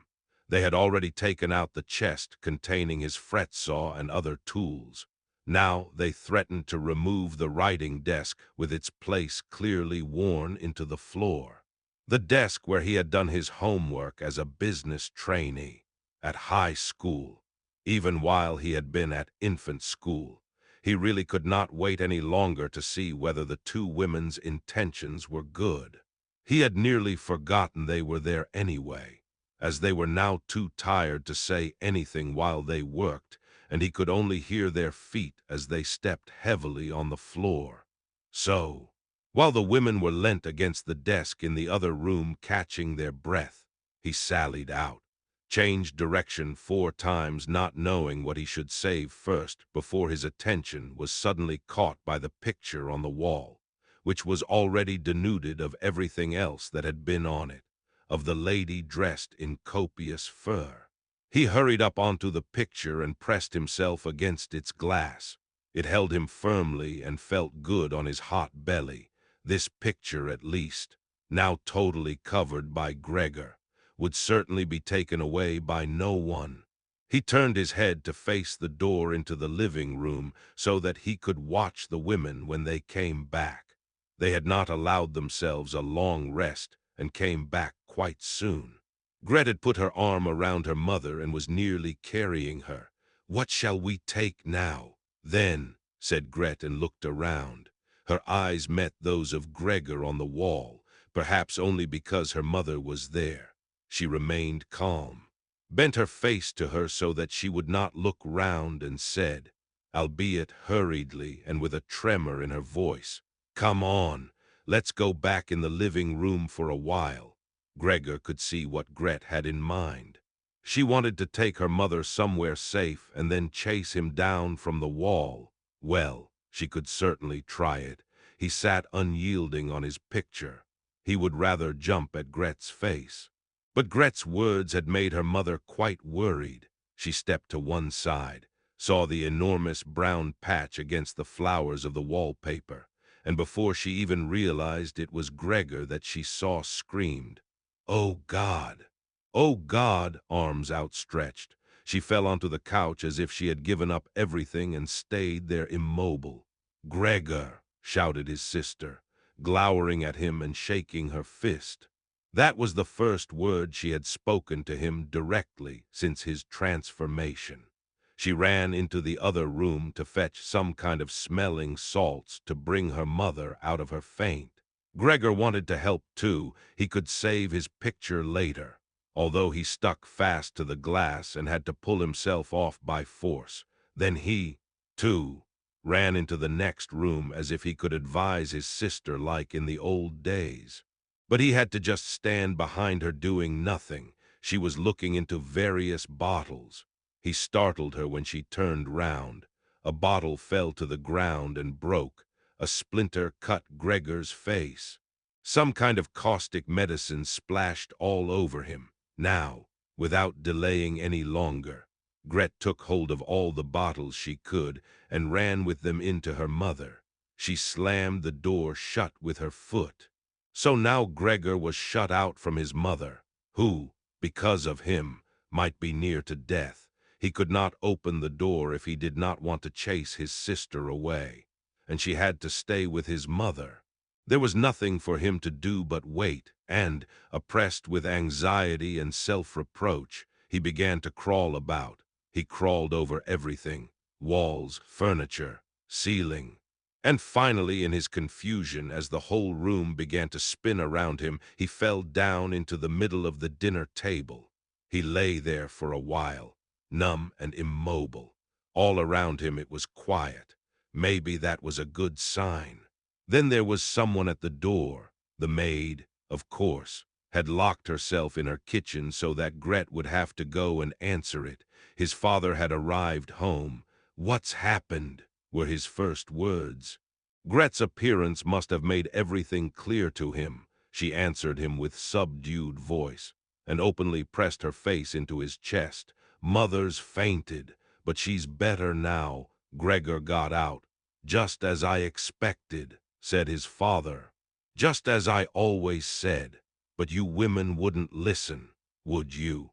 It was clear to Gregor that Gret had not said enough, and that his father took it to mean that something bad had happened, that he was responsible for some act of violence. That meant Gregor would now have to try to calm his father, as he did not have the time to explain things to him, even if that had been possible. So he fled to the door of his room and pressed himself against it so that his father, when he came in from the hall, could see straight away that Gregor had the best intentions and would go back into his room without delay, that it would not be necessary to drive him back, but that they had only to open the door and he would disappear. His father, though, was not in the mood to notice subtleties like that. "Ah!" he shouted as he came in, sounding as if he were both angry and glad at the same time. Gregor drew his head back from the door and lifted it towards his father. He really had not imagined his father the way he stood there now. Of late, with his new habit of crawling about, he had neglected to pay attention to what was going on the rest of the flat the way he had done before. He really ought to have expected things to have changed. But still, was that really his father? The same tired man as used to be laying there entombed in his bed when Gregor came back from his business trips, who would receive him sitting in the armchair in his nightgown when he came back in the evenings, who was hardly even able to stand up, but, as a sign of his pleasure, would just raise his arms, and who, on the couple of times a year when they went for a walk together on a Sunday or public holiday, wrapped up tightly in his overcoat between Gregor and his mother, would always labor his way forward a little more slowly than them, who were already walking slowly for his sake, who would place his stick down carefully, and, if he wanted to say something, would invariably stop and gather his companions around him. He was standing up straight enough now, dressed in a smart blue uniform with gold buttons, the sort worn by the employees at the banking institute. Above the high, stiff collar of the coat, his strong double chin emerged. Under the bushy eyebrows, his piercing, dark eyes looked out fresh and alert. His normally unkempt white hair was combed down painfully close to his scalp. He took his cap, with its gold monogram from, probably, some bank, and threw it in an arc right across the room onto the sofa, put his hands in his trouser pockets, pushing back the bottom of his long uniform coat, and, with look of determination, walked towards Gregor. He probably did not even know himself what he had in mind, but nonetheless lifted his feet unusually high. Gregor was amazed at the enormous size of the soles of his boots, but wasted no time with that. He knew full well, right from the first day of his new life, that his father thought it necessary to always be extremely strict with him, and so he ran up to his father, stopped when his father stopped, scurried forwards again when he moved, even slightly, In this way, they went round the room several times without anything decisive happening, without even giving the impression of a chase, as everything went so slowly. Gregor remained all this time on the floor, largely because he feared his father might see it as especially provoking if he fled onto the wall or ceiling. Whatever he did, Gregor had to admit that he certainly would not be able to keep up this running about for long. As for each step his father took, he had to carry out countless movements. He became noticeably short of breath. Even in his earlier life, his lungs had not been very reliable. Now, as he lurched about in his efforts to muster all the strength he could, for running he could hardly keep his eyes open. His thoughts became too slow for him to think of any other way of saving himself than running. He almost forgot that the walls were there for him to use, although, here, they were concealed behind carefully carved furniture full of notches and protrusions. Then, right beside him, lightly tossed, something flew down and rolled in front of him. It was an apple. Then another one immediately flew at him. Gregor froze in shock. There was no longer any point in running, as his father had decided to bombard him. He had filled his pockets with fruit from the bowl on the sideboard, and now, without even taking the time for careful aim, threw one apple after another. These little, red apples rolled about on the floor, knocking into each other as if they had electric motors. An apple thrown without much force glanced against Gregor's back and slid off without doing any harm. Another one, however, immediately following it, hit squarely and lodged in his back. Gregor wanted to drag himself away, as if he could remove the incredible pain by changing his position, but he felt as if nailed to the spot and spread himself out, all his senses in confusion. The last thing he saw was the door of his room being pulled open. His sister was screaming. His mother ran out in front of her in her blouse, as his sister had taken off some of her clothes after she had fainted to make it easier for her to breathe. She ran to his father, her skirts unfastened and sliding one after another to the ground. Stumbling over the skirts, she pushed herself to his father, her arms around him, uniting herself with him totally. Now Gregor lost his ability to see anything, her hands behind his father's head, begging him to spare Gregor's life. No one dared to remove the apple lodged in Gregor's flesh. So it remained there as a visible reminder of his injury. He had suffered it there for more than a month, and his condition seemed serious enough to remind even his father that Gregor, despite his current sad and revolting form, was a family member who could not be treated as an enemy. On the contrary, as a family there was a duty to swallow any revulsion for him and to be patient, just to be patient, because of his injuries. Gregor had lost much of his mobility, probably permanently. He had been reduced to the condition of an ancient invalid, and it took him long minutes to crawl across his room. Crawling over the ceiling was out of the question. But this deterioration in his condition was fully, in his opinion, made up for by the door to the living room being left open every evening.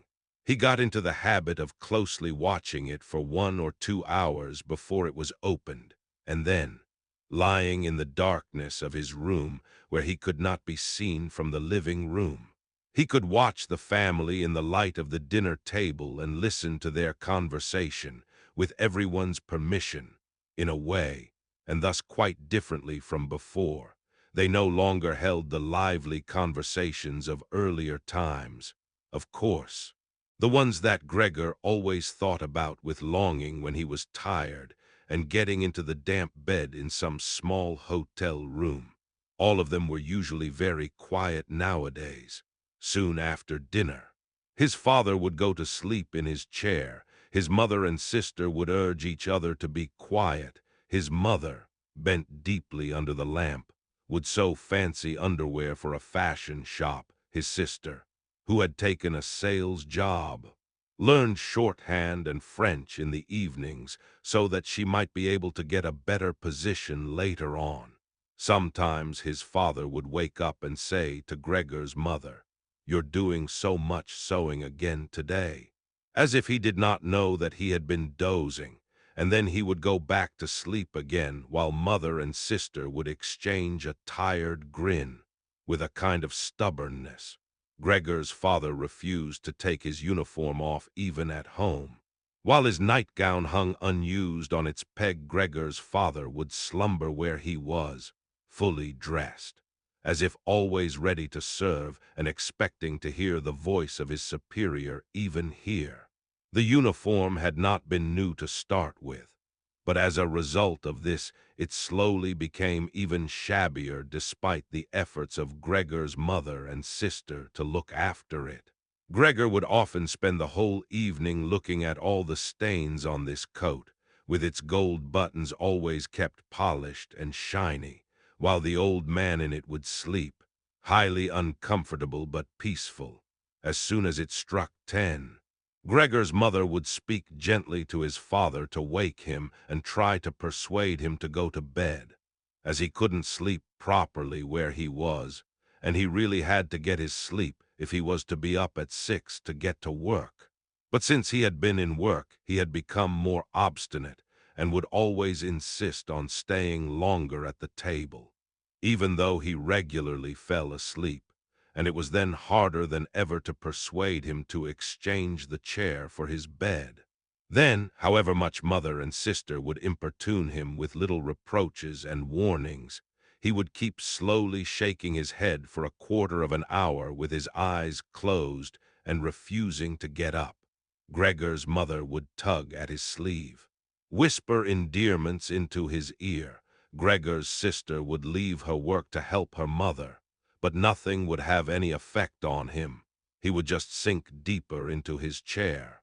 Only when the two women took him under the arms he would abruptly open his eyes, look at them one after the other and say, "What a life! This is what peace I get in my old age." And supported by the two women he would lift himself up carefully, as if he were carrying the greatest load himself. Let the women take him to the door, send them off and carry on by himself, while Gregor's mother would throw down her needle and his sister her pen so that they could run after his father and continue being of help to him, who, in this tired and overworked family, would have had time to give more attention to Gregor than was absolutely necessary.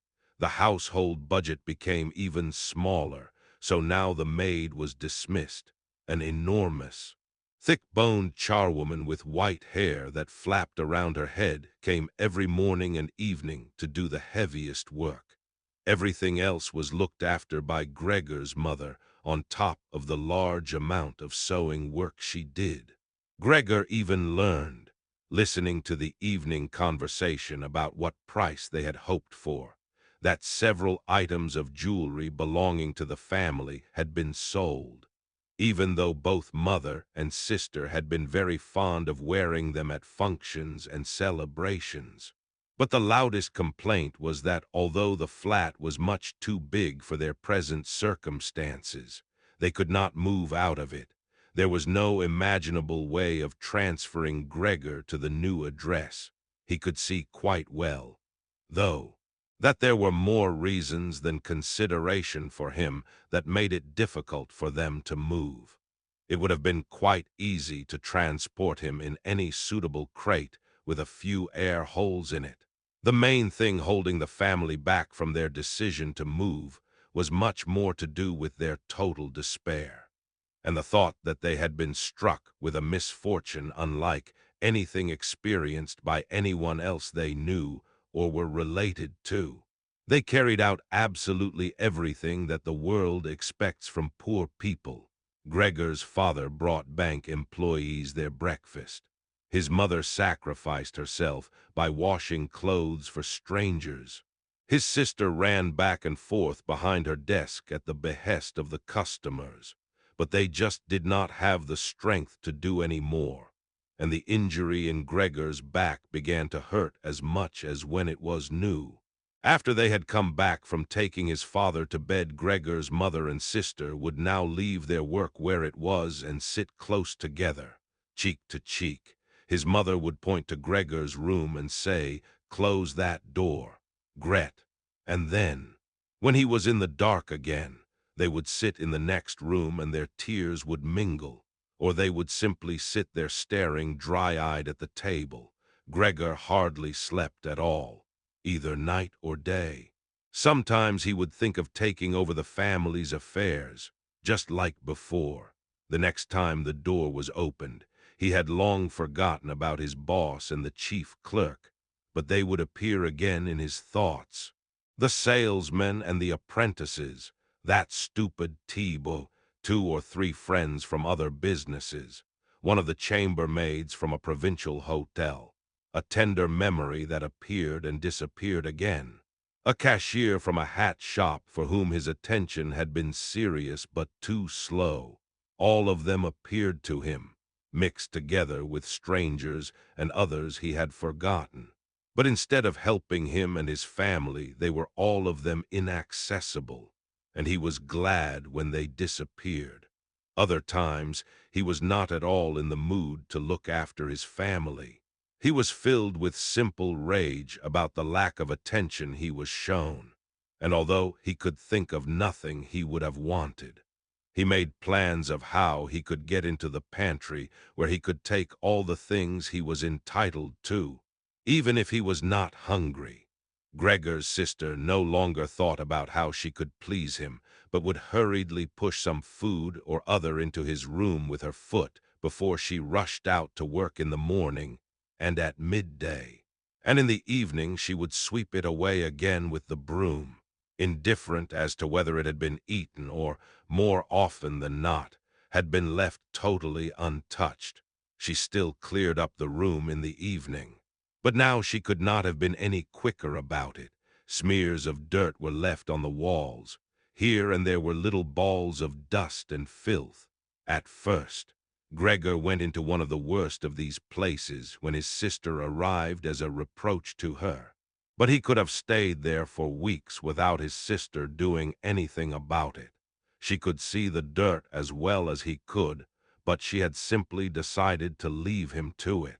At the same time, she became touchy in a way that was quite new for her, and which everyone in the family understood.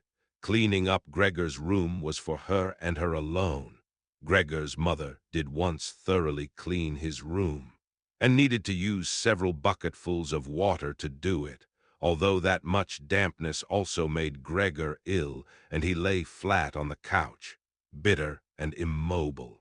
But his mother was to be punished still more for what she had done. As hardly had his sister arrived home in the evening than she noticed the change in Gregor's room and, highly aggrieved, ran back into the living room where, despite her mother's raised and imploring hands, she broke into convulsive tears. Her father, of course, was startled out of his chair, and the 2 parents looked on astonished and helpless. Then they, too, became agitated. Gregor's father, standing to the right of his mother, accused her of not leaving the cleaning of Gregor's room to his sister. From her left, Gregor's sister screamed at her that she was never to clean Gregor's room again, while his mother tried to draw his father, who was beside himself with anger, into the bedroom.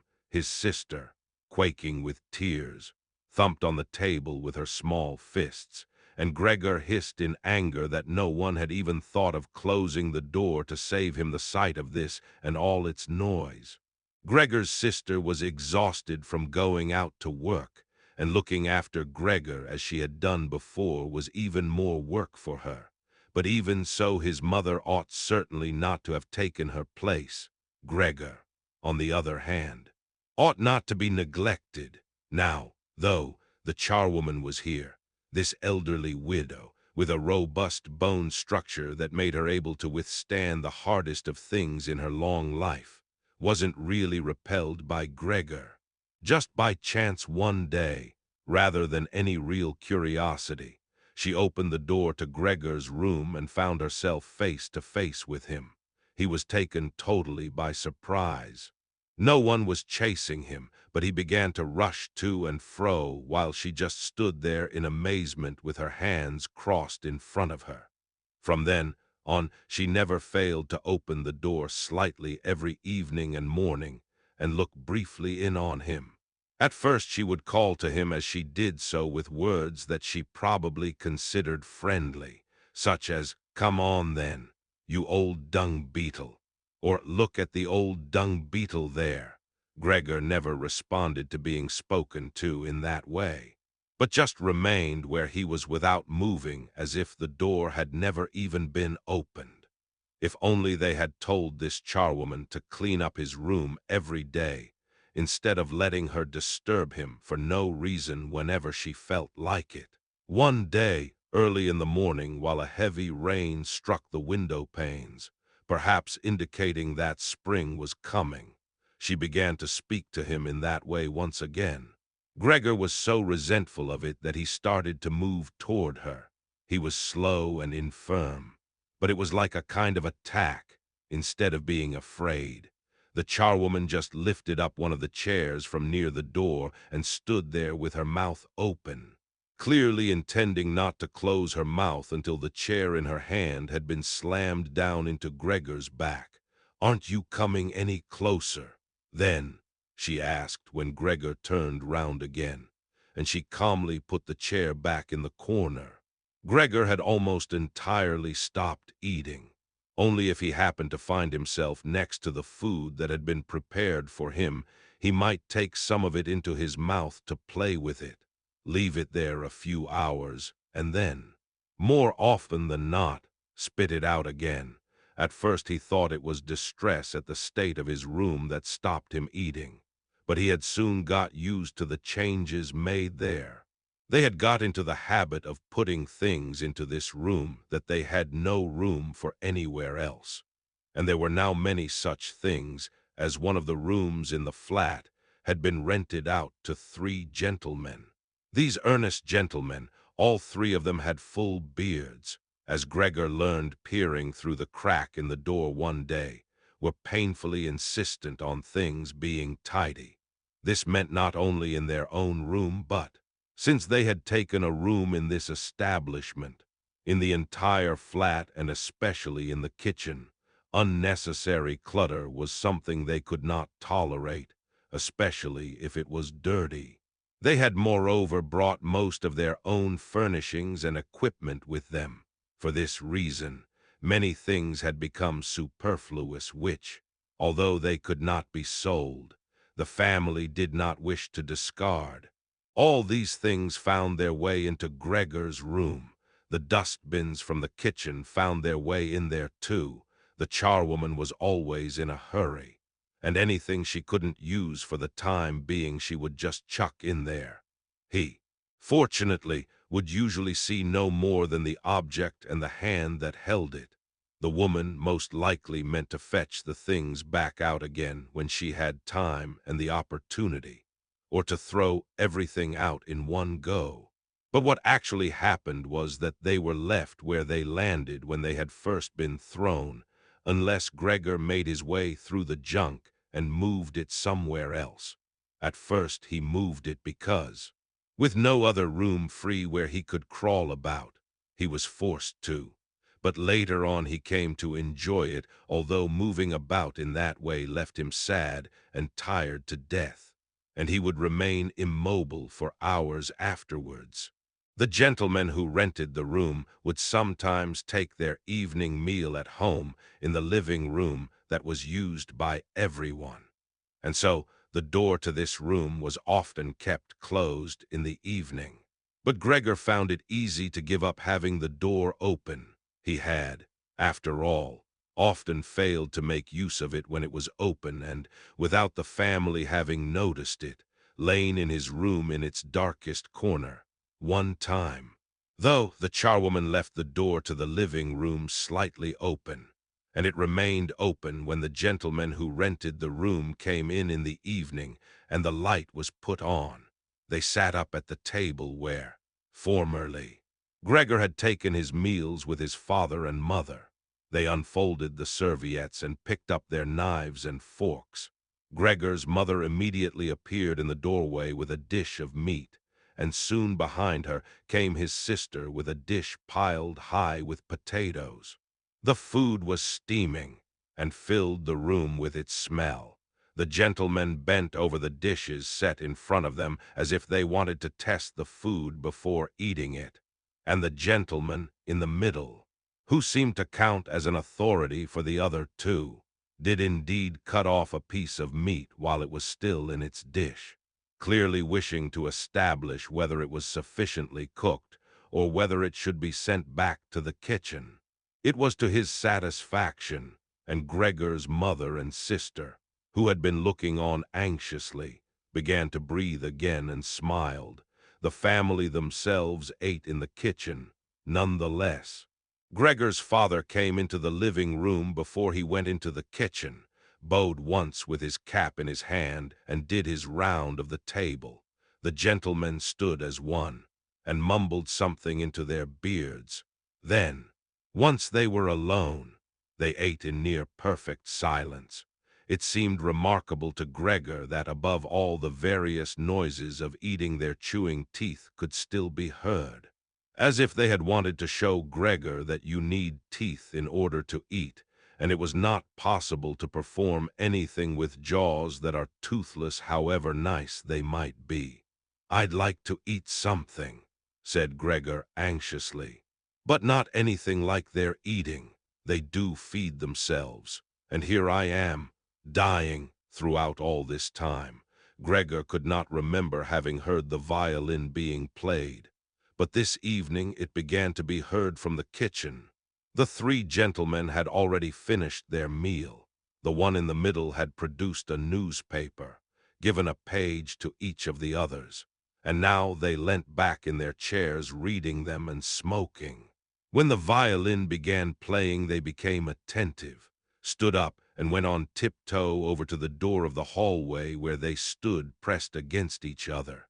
Someone must have heard them in the kitchen, as Gregor's father called out, "Is the playing perhaps unpleasant for the gentlemen? We can stop it straight away." "On the contrary," said the middle gentleman, "would the young lady not like to come in and play for us here in the room, where it is, after all, much more cozy and comfortable?" "Oh, yes, we'd love to," called back Gregor's father as if he had been the violin player himself. The gentlemen stepped back into the room and waited. Gregor's father soon appeared with the music stand, his mother with the music and his sister with the violin. She calmly prepared everything for her to begin playing. His parents, who had never rented a room out before, and therefore showed an exaggerated courtesy towards the three gentlemen, did not even dare to sit on their own chairs. His father leant against the door with his right hand pushed in between two buttons on his uniform coat. His mother, though, was offered a seat by one of the gentlemen and sat, leaving the chair where the gentleman happened to have placed it, out of the way in a corner. His sister began to play. Father and mother paid close attention, one on each side, to the movements of her hands, drawn in by the playing. Gregor had dared to come forward a little and already had his head in the living room. Before, he had taken great pride in how considerate he was, but now it hardly occurred to him that he had become so thoughtless about the others. What's more, there was now all the more reason to keep himself hidden, as he was covered in the dust that lay everywhere in his room and flew up at the slightest movement. He carried threads, hairs, and remains of food about on his back and sides. He was much too indifferent to everything now to lay on his back and wipe himself on the carpet like he had used to do several times a day. And despite this condition, he was not too shy to move forward a little onto the immaculate floor of the living room. No one noticed him, though the family was totally preoccupied with the violin playing. At first, The three gentlemen had put their hands in their pockets and come up far too close behind the music stand to look at all the notes being played, and they must have disturbed Gregor's sister. But soon, in contrast with the family, they withdrew back to the window with their heads sunk and talking to each other at half volume, and they stayed by the window while Gregor's father observed them anxiously. It really now seemed very obvious that they had expected to hear some beautiful or entertaining violin playing, but had been disappointed, that they had had enough of the whole performance, and it was only now out of politeness that they allowed their peace to be disturbed. It was especially unnerving, the way they all blew the smoke from their cigarettes upwards from their mouth and noses. Yet Gregor's sister was playing so beautifully. Her face was leant to one side, following the lines of music with a careful and melancholy expression. Gregor crawled a little further forward, keeping his head close to the ground so that he could meet her eyes if the chance came. Was he an animal if music could captivate him so? It seemed to him that he was being shown the way to the unknown nourishment he had been yearning for. He was determined to make his way forward to his sister and tug at her skirt to show her she might come into his room with her violin. As no one appreciated her playing here as much as he would, he never wanted to let her out of his room, not while he lived. Anyway, his shocking appearance should, for once, be of some use to him. He wanted to be at every door of his room at once to hiss and spit at the attackers. His sister should not be forced to stay with him, though, but stay of her own free will. She would sit beside him on the couch with her ear bent down to him while he told her how he had always intended to send her to the conservatory, how he would have told everyone about it last Christmas, had Christmas really come and gone already, if this misfortune hadn't got in the way, and refused to let anyone dissuade him from it. On hearing all this, his sister would break out in tears of emotion, and Gregor would climb up to her shoulder and kiss her neck, which, since she had been going out to work, she had kept free without any necklace or collar. "Mr. Samsa," shouted the middle gentleman to Gregor's father, pointing, without wasting any more words, with his forefinger at Gregor as he slowly moved forward.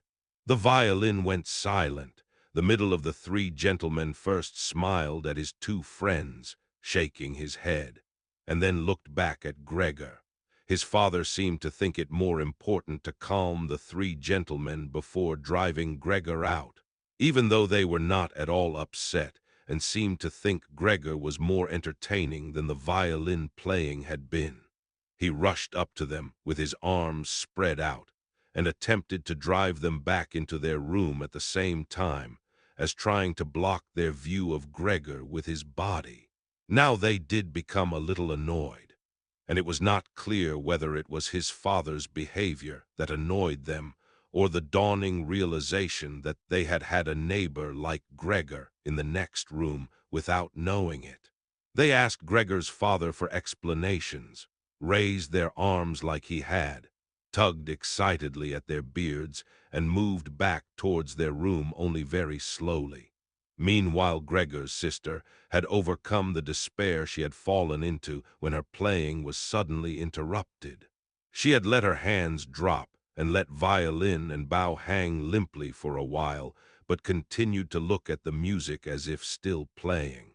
But then she suddenly pulled herself together, lay the instrument on her mother's lap, who still sat laboriously struggling for breath where she was, and ran into the next room which, under pressure from her father, the three gentlemen were more quickly moving toward.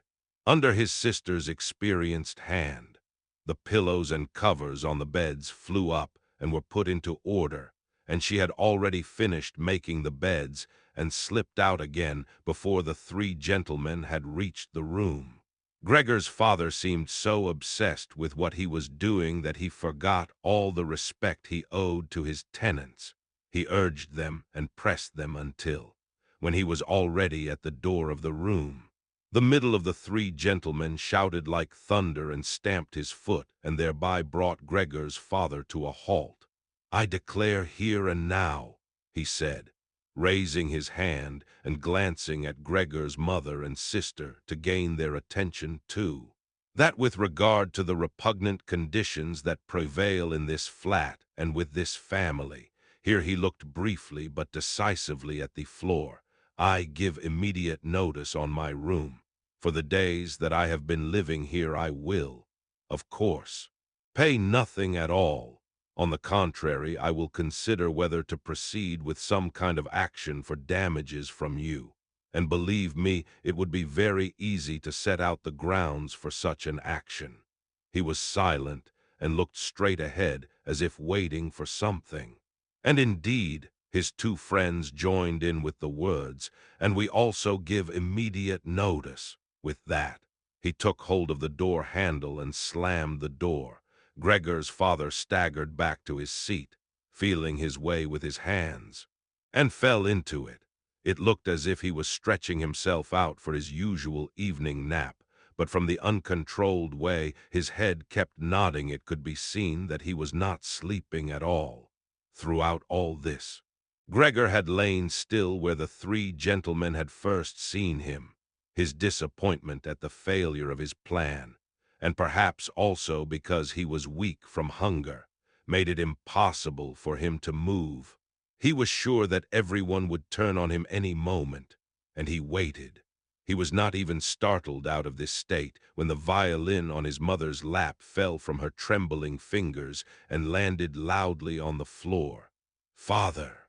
"Mother," said his sister, hitting the table with her hand as introduction, "we can't carry on like this. Maybe you can't see it, but I can. I don't want to call this monster my brother. All I can say is, we have to try and get rid of it. We've done all that's humanly possible to look after it and be patient. I don't think anyone could accuse us of doing anything wrong." "She's absolutely right," said Gregor's father to himself. His mother, who still had not had time to catch her breath, began to cough dully, her hand held out in front of her, and a deranged expression in her eyes.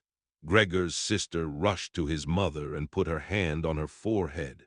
Her words seemed to give Gregor's father some more definite ideas. He sat upright, played with his uniform cap between the plates left by the three gentlemen after their meal, and occasionally looked down at Gregor as he lay there immobile. "We have to try and get rid of it," said Gregor's sister, now speaking only to her father, as her mother was too occupied with coughing to listen. "It'll be the death of both of you. I can see it coming. We can't all work as hard as we have to, and then come home to be tortured like this.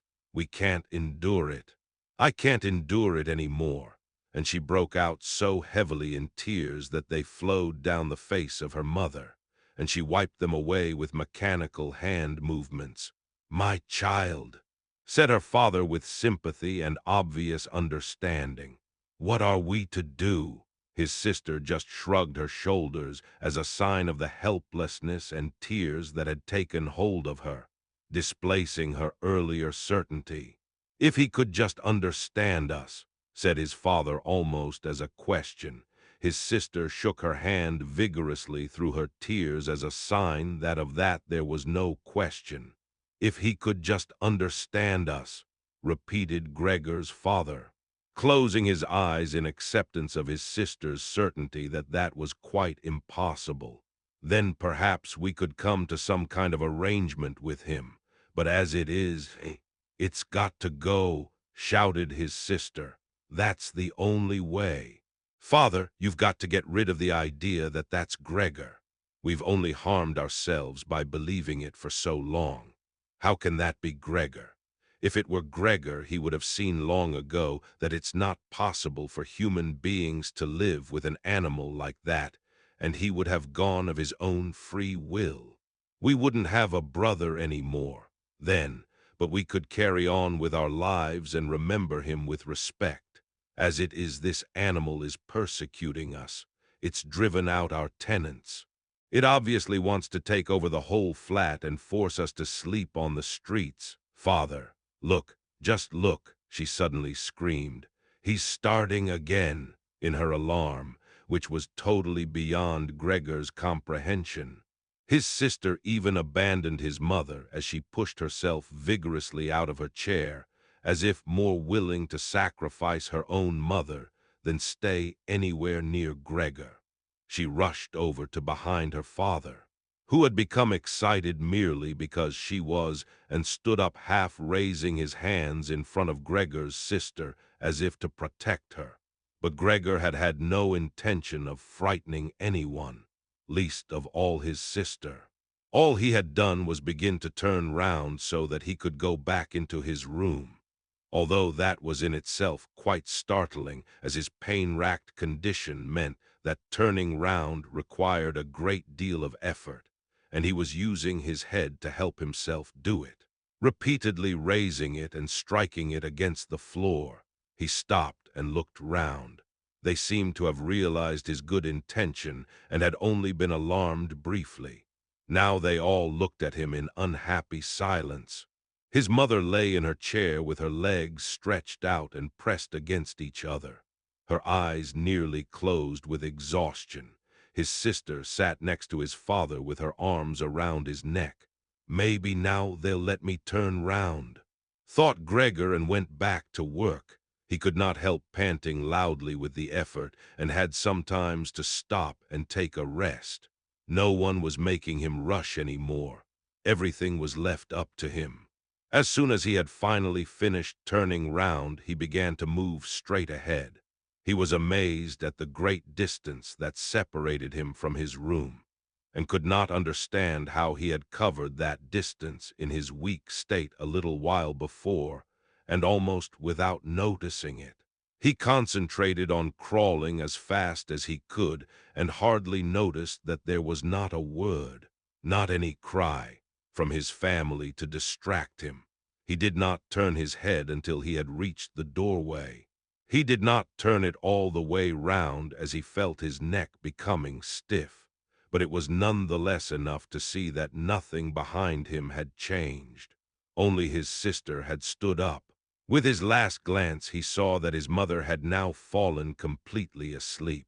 He was hardly inside his room before the door was hurriedly shut, bolted and locked. The sudden noise behind Gregor so startled him that his little legs collapsed under him. It was his sister, who had been in so much of a rush. She had been standing there waiting and sprung forward lightly. Gregor had not heard her coming at all, and as she turned the key in the lock, she said loudly to her parents, "At last! What now, then?" Gregor asked himself as he looked round in the darkness. He soon made the discovery that he could no longer move at all. This was no surprise to him. It seemed rather that being able to actually move around on those spindly little legs until then was unnatural. He also felt relatively comfortable. It is true that his entire body was aching, but the pain seemed to be slowly getting weaker and weaker, and would finally disappear altogether.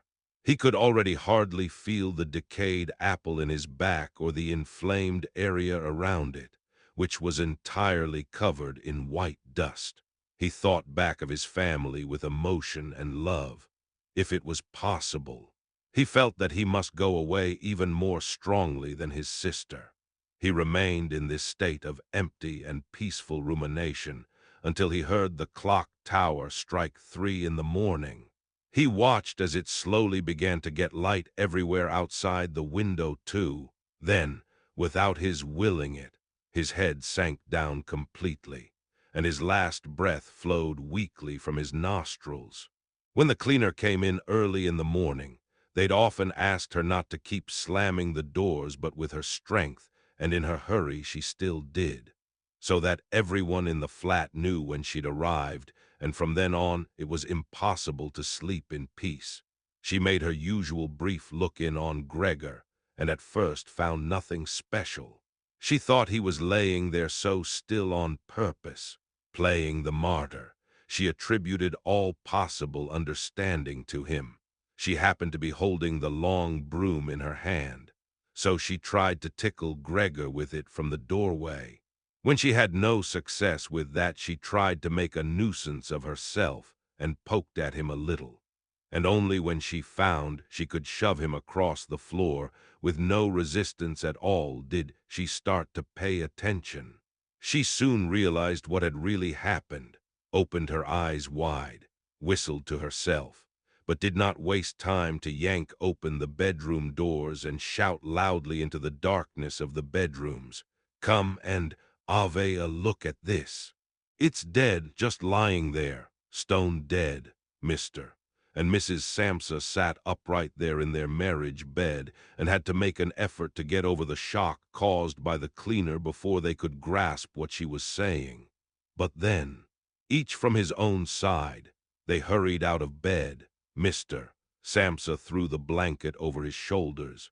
Mrs. Samsa just came out in her nightdress, and that is how they went into Gregor's room. On the way, they opened the door to the living room where Gret had been sleeping since the three gentlemen had moved in. She was fully dressed as if she had never been asleep, and the paleness of her face seemed to confirm this. "Dead?" asked Mrs. Samsa, looking at the charwoman inquiringly, even though she could have checked for herself and could have known it even without checking. "That's what I said," replied the cleaner. And to prove it, she gave Gregor's body another shove with the broom, sending it sideways across the floor. Mrs. Samsa made a movement as if she wanted to hold back the broom, but did not complete it. "Now then," said Mr. Samsa, "let's give thanks to God for that." He crossed himself, and the three women followed his example. Gret, who had not taken her eyes from the corpse, said, "Just look how thin he was. He didn't eat anything for so long." The food came out again just the same as when it went in. Gregor's body was indeed completely dried up and flat. They had not seen it until then.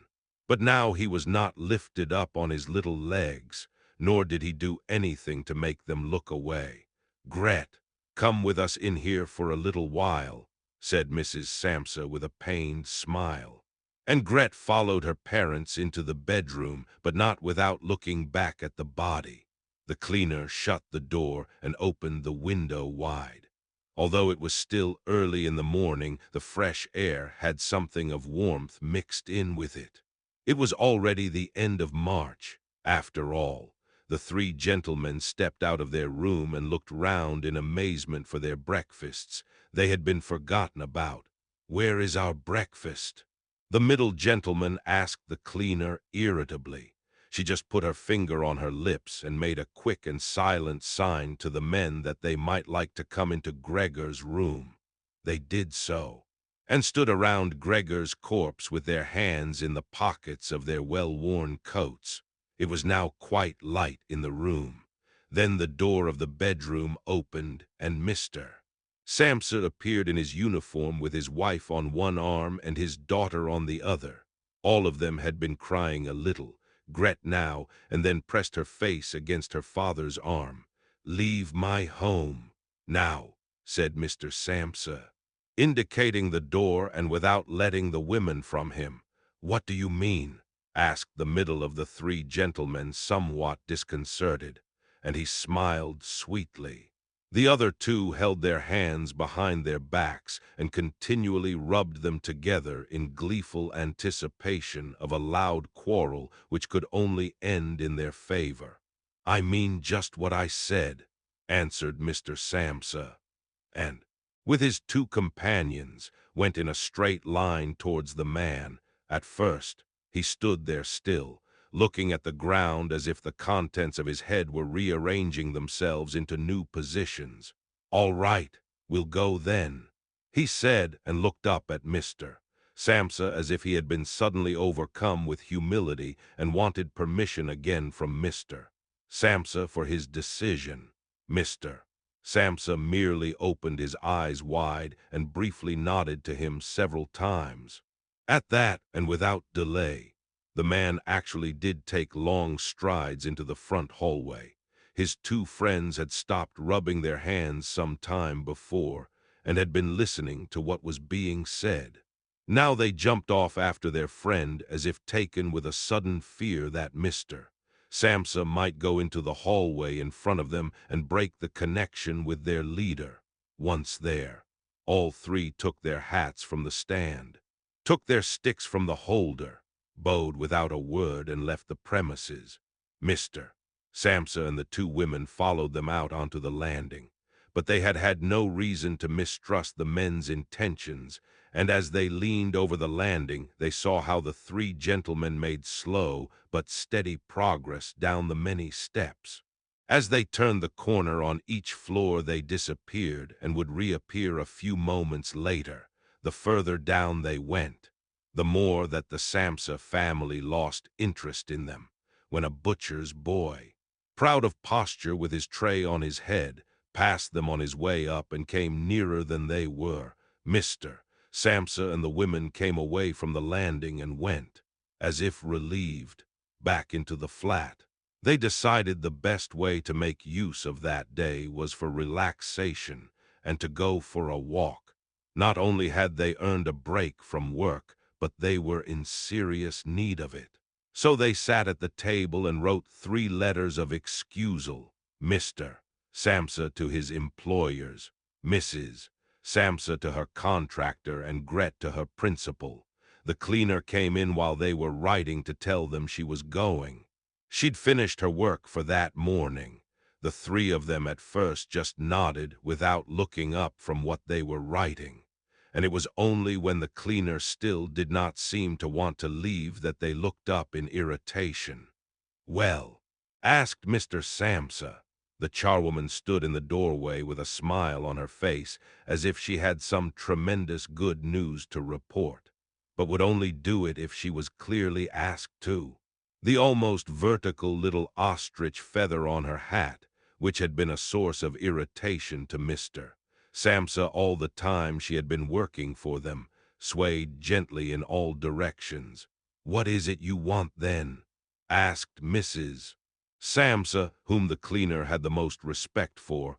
"Yes," she answered, and broke into a friendly laugh that made her unable to speak straight away. "Well then, that thing in there. You needn't worry about how you're going to get rid of it. That's all been sorted out." Mrs. Samsa and Gret bent down over their letters, as if intent on continuing with what they were writing. Mr. Samsa saw that the cleaner wanted to start describing everything in detail, but, with outstretched hand, he made it quite clear that she was not to. So, as she was prevented from telling them all about it, she suddenly remembered what a hurry she was in and, clearly peeved, called out "Cheerio!" Then everyone turned round sharply and left, slamming the door terribly as she went. "Tonight she gets sacked," said Mr. Samsa. But he received no reply from either his wife or his daughter, as the charwoman seemed to have destroyed the peace they had only just gained. They got up and went over to the window, where they remained with their arms around each other. Mr. Samsa twisted round in his chair to look at them and sat there watching for a while. Then he called out, "Come here. Then, let's forget about all that old stuff. Shall we? Come and give me a bit of attention." The 2 women immediately did as he said, hurrying over to him, where they kissed him and hugged him, and then they quickly finished their letters. After that, the 3 of them left the flat together, which was something they had not done for months, and took the tram out to the open country outside the town. They had the tram, filled with warm sunshine, all to themselves, leant back comfortably on their seats. They discussed their prospects and found that on closer examination they were not at all bad.